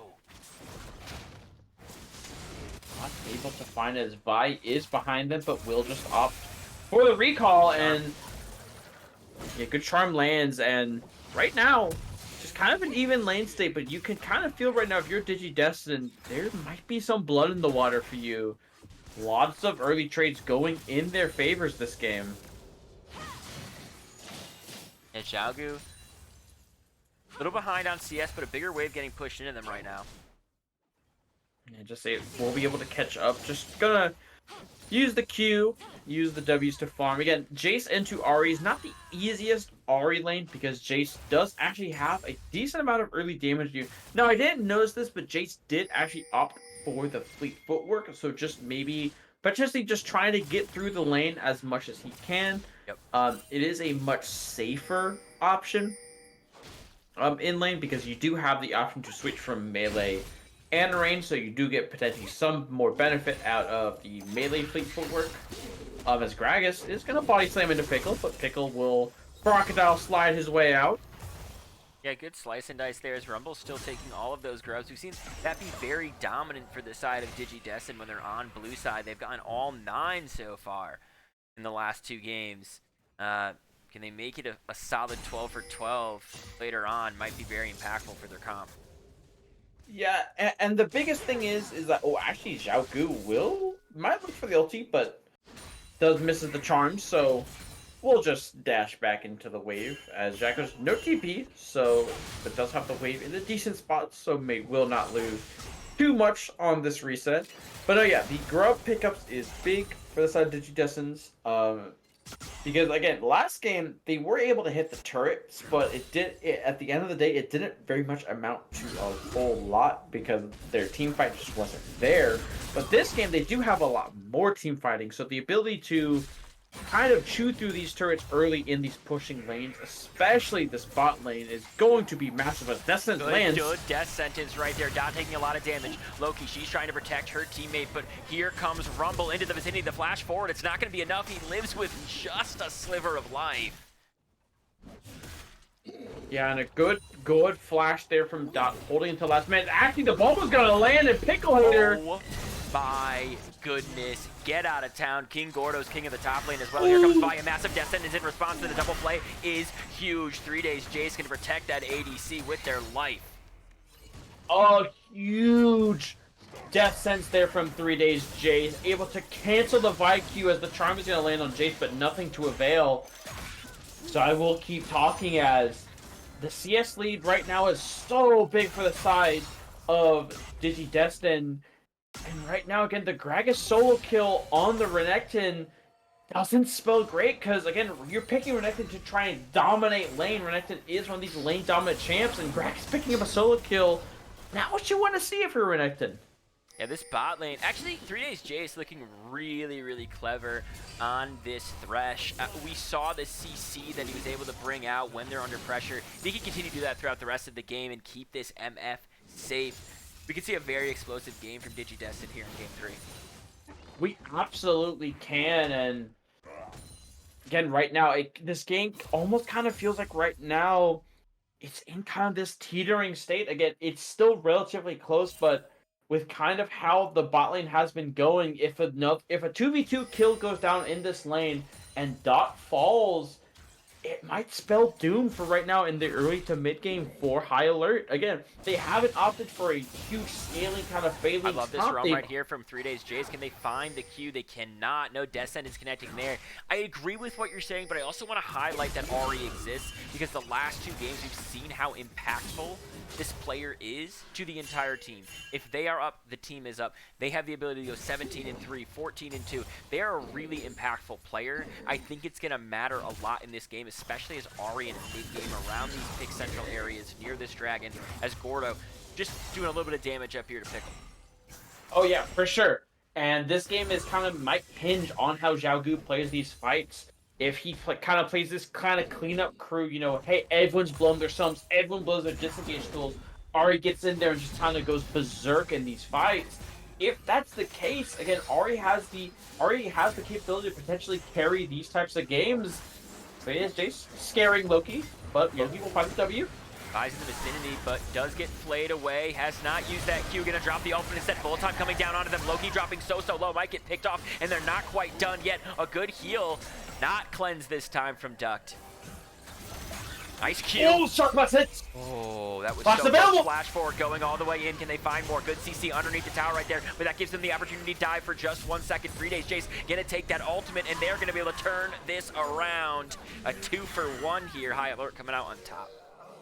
Yeah, 3 days Jace and Jace fighting off more than they were willing to shoot. It looked really good. Jace was able to, you know, hey, I'm gonna trade my life 1-for-1 here. It's still fine, but 3 days Jace falling as well, and Tyler able to, you know, kind of stop a little bit of that bleeding bot side, because there is still a massive CS difference building between this Misfortune and this Varus.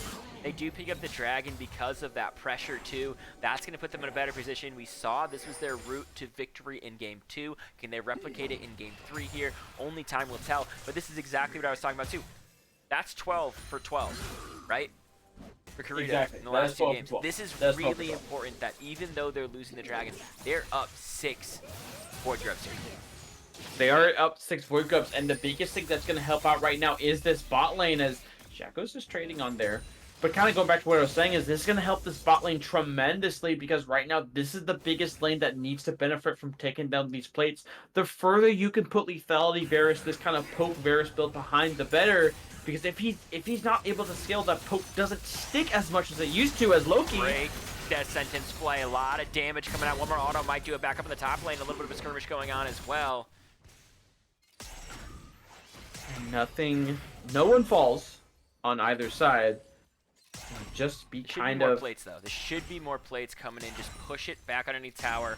Bullet time gonna be available in a couple of seconds. That means they can't stay here. They will be deleted. Especially if Death Sentence is back up, or if they get a nice slow onto them. Yeah, and you know, Duck taking a decent chunk there though from the Varus Q. The biggest thing right now though, and that this is something to be said that I haven't mentioned yet, is that Tyler is losing a lot of minions to these crashing waves. They aren't able to, you know, they're either not necessarily grabbing them under the turret, or they're, you know, not able to, you know, they're not in lane when these waves are crashing. So a lot of these CS leads are built off of waves crashing that they may have. Stopwatch right now. A lot of damage coming out, and they're gonna look for the ultimate. Rumble does connect right there, but good use of Xiao Gu's abilities to keep them at bay. Good flash forward. They're gonna find the rest of them. There's one. Can they find the second one? Now Jackos is under tower. That's gonna be a 2-for-1 the wrong way, but down in the bot lane, they're able to dive and pick one up. Yeah, Dot trying to overstay, trying to just catch what little wave he can. Vi's able to pick up a double kill, but I feel like if you're Digi Destined, you're so happy with how this play went. You know, maybe, you know, you die in the mid lane, but it drew the Maokai over to allow you to dive that Varus who's sitting in a turret, and this will be first turret going down, as Thresh is going to be very happy that he just picked up a bunch of gold, solo plus plate gold. Maybe we might see ADC Thresh this game. Yeah, this Thresh doesn't need to even go ADC to be impactful, though. We've seen what they've done with the Death Sentence. We've seen the setup plays. I'm just waiting for the Sweet Lanterns now coming out in this game. 4-4 is the score, but check out the difference in gold just because of all these plays going down. Now Jace fighting the mid lane, trying to find Xiao Gu. And they do more. There's the Ghost to go forward. Nothing's going to be fine. Again, the biggest difference right now in this gold lead is from this bot lane, as Xiao Gu nearly falls to a shock blast. And yeah, right now the majority of this gold lead is on this bot lane, and it's going to get hooked Loki. So much as Loki goes all the way down. You cannot step up to this Thresh. He will find you. He will take you out. And these guys are going to get even more plate gold. Look how many plates they're getting as a team. Yeah, they're able to scoop up all these plates. You have 30 seconds left on plates. You might be able to grab one more top side here. If the 40 gold is going to go down, maybe the Gragas picked up one more. I wasn't able to see. And right now, if you're high alert, you kind of have to find this plate, but the hook lands. Nice. That Ignite might be enough to help him finish it off, and the Jace actually picks up the kill right there as they dive underneath the tower. There's a Lantern to get out ducked. Ultimate from Varus is not going to connect. Dot can't re-engage here. Death Sentence going back in, not going to find him. Yeah, and this is the stranglehold that Digi Destined is kind of putting on this game right now. This is the early game, you know, we kind of wanted to see in game 2. You know, they weren't able to find, but right now they have accelerated this game so fast. Because, again, we're at 14 minutes and there's a 5,000 gold lead. Yeah, 3 Days Jace not going to find the flay right there, but does have people on the side, and that gold lead gets bigger and bigger with every tower that gets knocked down here. Red team's turn. Yeah, and this is the kind of thing, this isn't the Phalanx comp that Hyler played. This is a comp that, like, hey, we need to find one target and kill one target. Well, if that one target is so far ahead of the other kind of carry in that same role that if we all in him, we may not be able to kill him, or if we can't find these engages, it's so hard to play this comp. Yeah, they do have so much control in this game, and this is something that we've seen out of them. Their communication is so clean as a team. How can Hyler get back in? They really need to get gold onto this Ahri, get a little bit of gold onto this Varus, and hope that you guys can actually pick people when they're out of position. We do know that they get out of position on the side of Digi. Yes. It matters, can you find it? Yes, if there's one thing that you need to take away, you need to find these overextended carry members, these over-ambitious plays by the carries, you know, maybe walking into people when they shouldn't be, and that's your win con. You have so many tools to start fights and find these picks. You just have to find the opportunities, and when they present themselves to you, you have to be willing to maybe sacrifice things on the other side of the map to find them. And 3 Days Jace is lurking. I doubt we're going to see a Thresh steal, but crazier things have happened. They do secure it, and they get the Herald for themselves. They're looking up here in the top lane. 4 members right here, but Gragas is a little bit harder to dive. He's got the big cast to block them all out of the way. You're going to see a couple of them back right now. Yep, as items are starting to come through for both these teams. Again, Misfortune about to finish that collective. The Herald is going to be channeled, so Hyler maybe trying to just pick up some gold for themselves. 3 Days Jace is here. Death Sentence not going to connect. Back in the mid lane is a 2v2 scenario as well. They can look to do something pretty crazy right here. They have stepped up maybe a little bit too far because the damage from Rumble and Misfortune is massive. Yeah, Rumble, while he only has one arm, is still does love damage. Here Loki's comes dropping Rye, the here W. comes Pickle. Can they find it? Oh, The see, ult this is is- go on to Duck. That's a little bit of damage right there, but a nice dodge out of it, and a huge bullet time. Gonna find everybody right there, burning them all down. Can they finish any Got him. off? That's a 1-for-1 so far. Dot's the next target. That's a 1-for-2, 2-for-2. Loki now getting low, might get hit by that Q. They don't. Nice dodge of this charm from King Gordo, and it's just gonna be a 2-for-2. That is just going to be a 2-for-2, but again, the shutdowns are massive as it may not be over. Flash forward does not find it, but does find the flay. Jacko's gonna pick up another kill. Jacko will pick up that kill there, and again, if you're high alert, you have to be willing to kind of take these fights. Again, it's a Hail Mary play. You're down 5,000-6,000 gold, but you have to start getting these shutdowns. You have to kind of claw their way back into the game. And that shutdown going on Varus is huge, but Pickle might be caught out here. Yeah, Pickle not getting that E over the wall. Death Sentence is going to connect onto him, and look at how much damage they have at this point of the game, just erasing him off of the map. Yeah, and the other thing is too is Renekton at this point, if he has not snowballed this lane, kind of is a walking Flash W bot. Flash W priority target, getting that stun onto them. And he's on paper right now. Again, the Jace has finished 2 items. The Misfortune has finished 2 items. The Gragas has finished 2 items. The Rumble is nearing 2 items. And so, you know, he might be turning to some crocodile skin boots here pretty soon. Or They the have alligator skin. control of this game, but Zodiac, imagine you're on the side of high alert. What are you doing to try to get back into it? The biggest thing, if I'm high alert, is I'm trying to set up as much defensive vision as I can, and I'm looking for picks. I have to hunt for these picks, but Zhao Gu might get picked off by Gordo. Big ultimate Q's gonna follow it, is going to be enough. Jakos has made his way down here as well. And this is a really rough position to be in if you're high alert.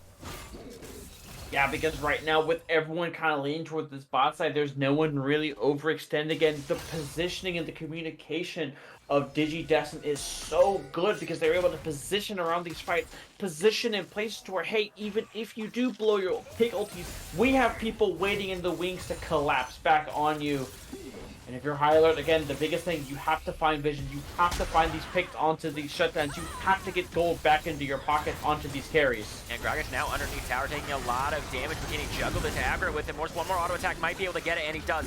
Can he walk out of this fight and stay alive? Look at how tanky he is, but he does get the Varus ultimate dropped onto him, and he will get the shutdown gold onto Varus as well. Now Rumble in this fight. The Destined is going to actually pull people out of the bullet time right there. Big flasher, stopwatch trying to find it onto the back line, but they can't. Now they're getting turned into dust as 2 of them go down. Destined's connect onto the 3rd one, and they do pick up the kill for Thresh. If we interview someone after this game, we're not actually done. My goodness, Xiao Gu trying to Xiao Gu it himself. Xiao Gu finding a pick to try and salvage that fight. It's nearly a 10k gold lead, but again, gotta find gold on these carries.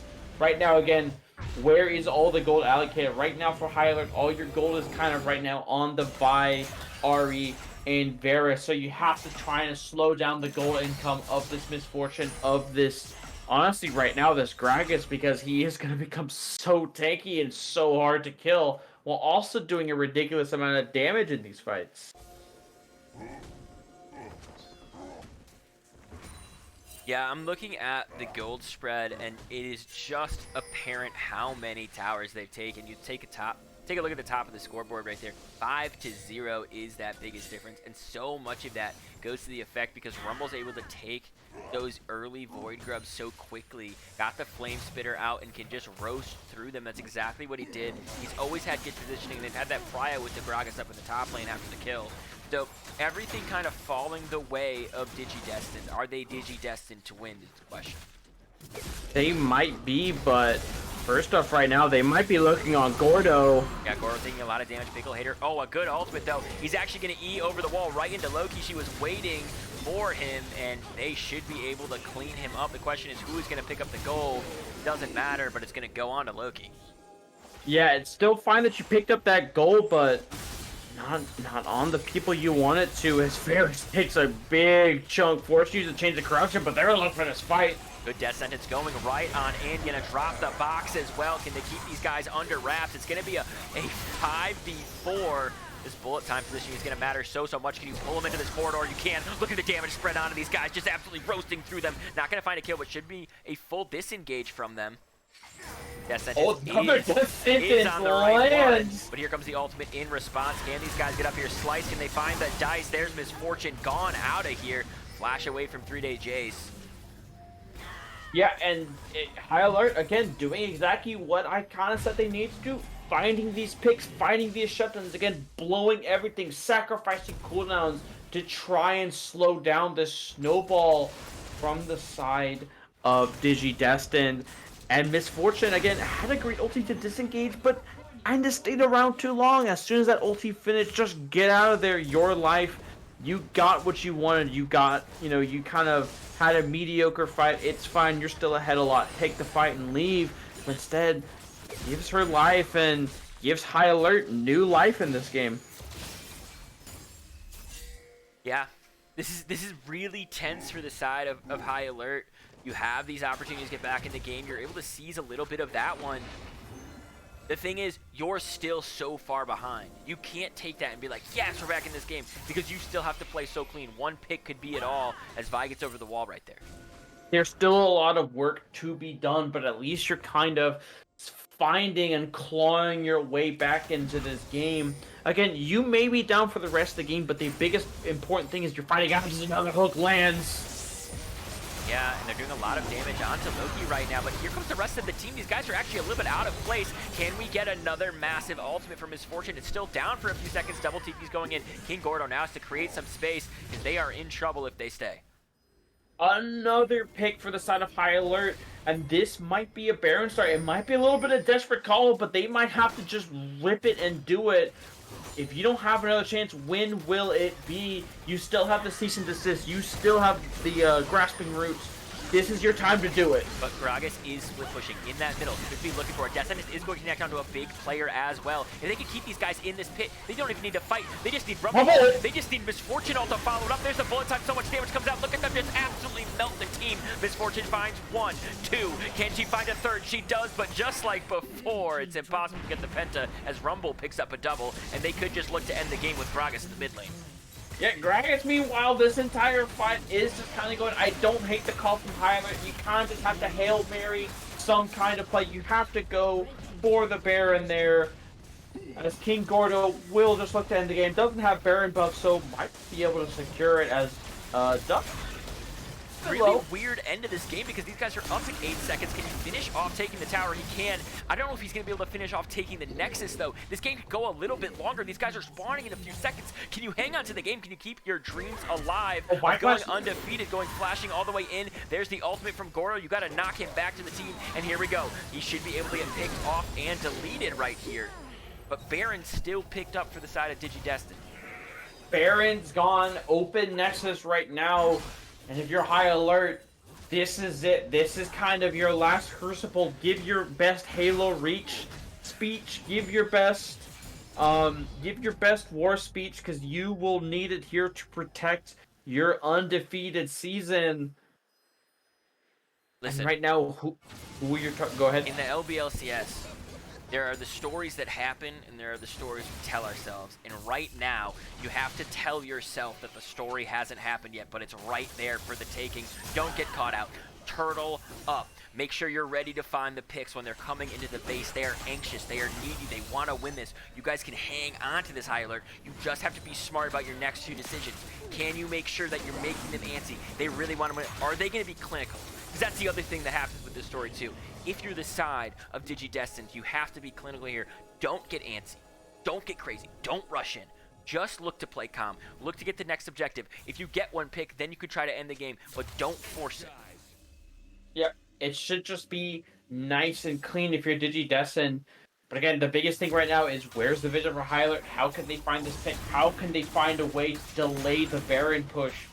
How can they potentially get some more gold back in their pockets? Because right now it's really, really hard as Thresh and Jace are hunting, but high alert might be hunting them. Trying to write a paragraph with these death sentences, but he just needs to play. And there's the all-in. Jocko's over the wall. He's going to get picked off, though. This could be a little bit of a lifeline for this team. Now they need to back up out of this fight. Oh, but Vi goes in all the way, and she'll go down as well. 1 for 1 so far.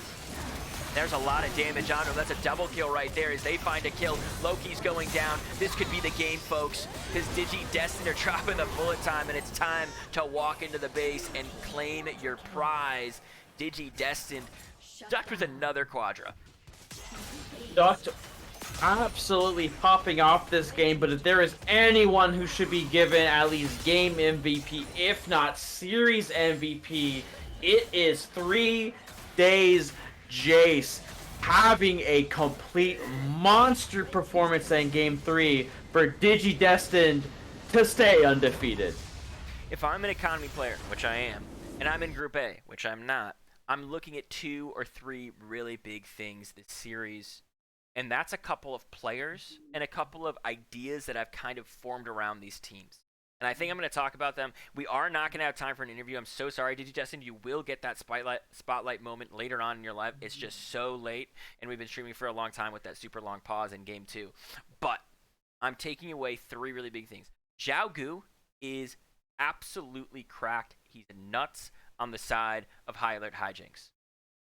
Exactly. Yes. I'm looking at 2 massive players. I'm looking at the jungler and the support for the side of Digi Destined. I think I wasn't so sold on 3 days Jace, and then this dude fucking whips out Thresh and is just a mad lad on him.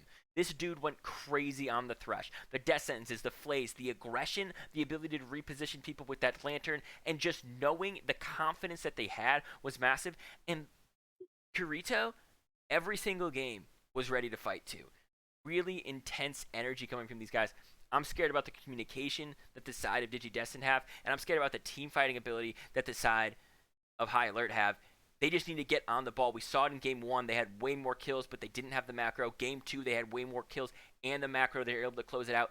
Game 3, though, big props to the Thresh.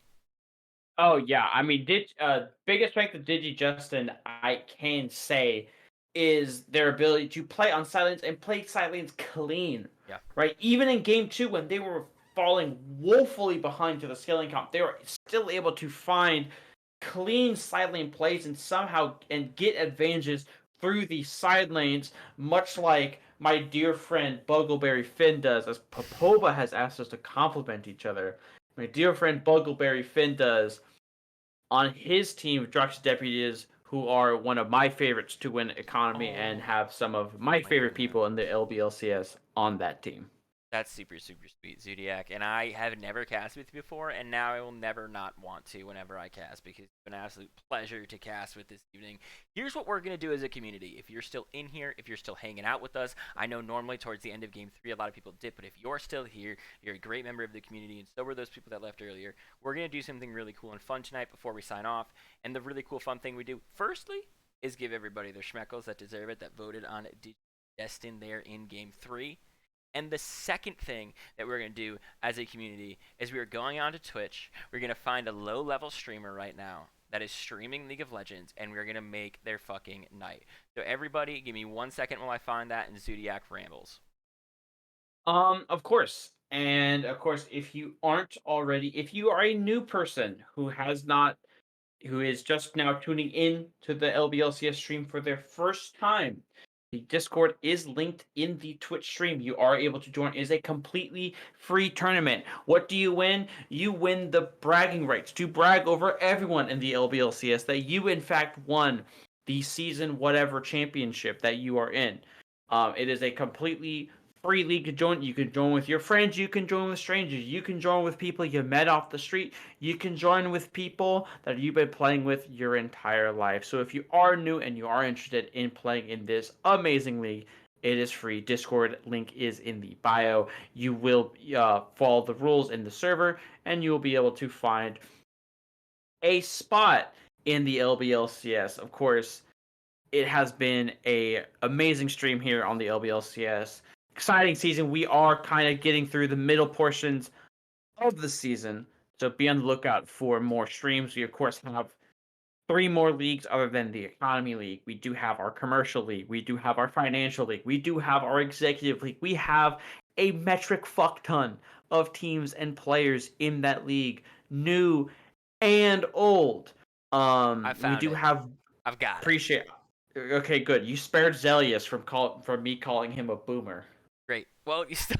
So I didn't really spare him. You still did it. That's the thing about this. Well, Here's you know. the thing that I found. I found somebody who claims to be the best middly NA, playing middle Nidalee, and I think that that's got the right energy for the LBLCS. So I think we're gonna shoot them a raid over. We're gonna go make their freaking night. Okay, guys. So make sure that you join that raid, and we get ready to rock and roll. See you guys next time. Take care.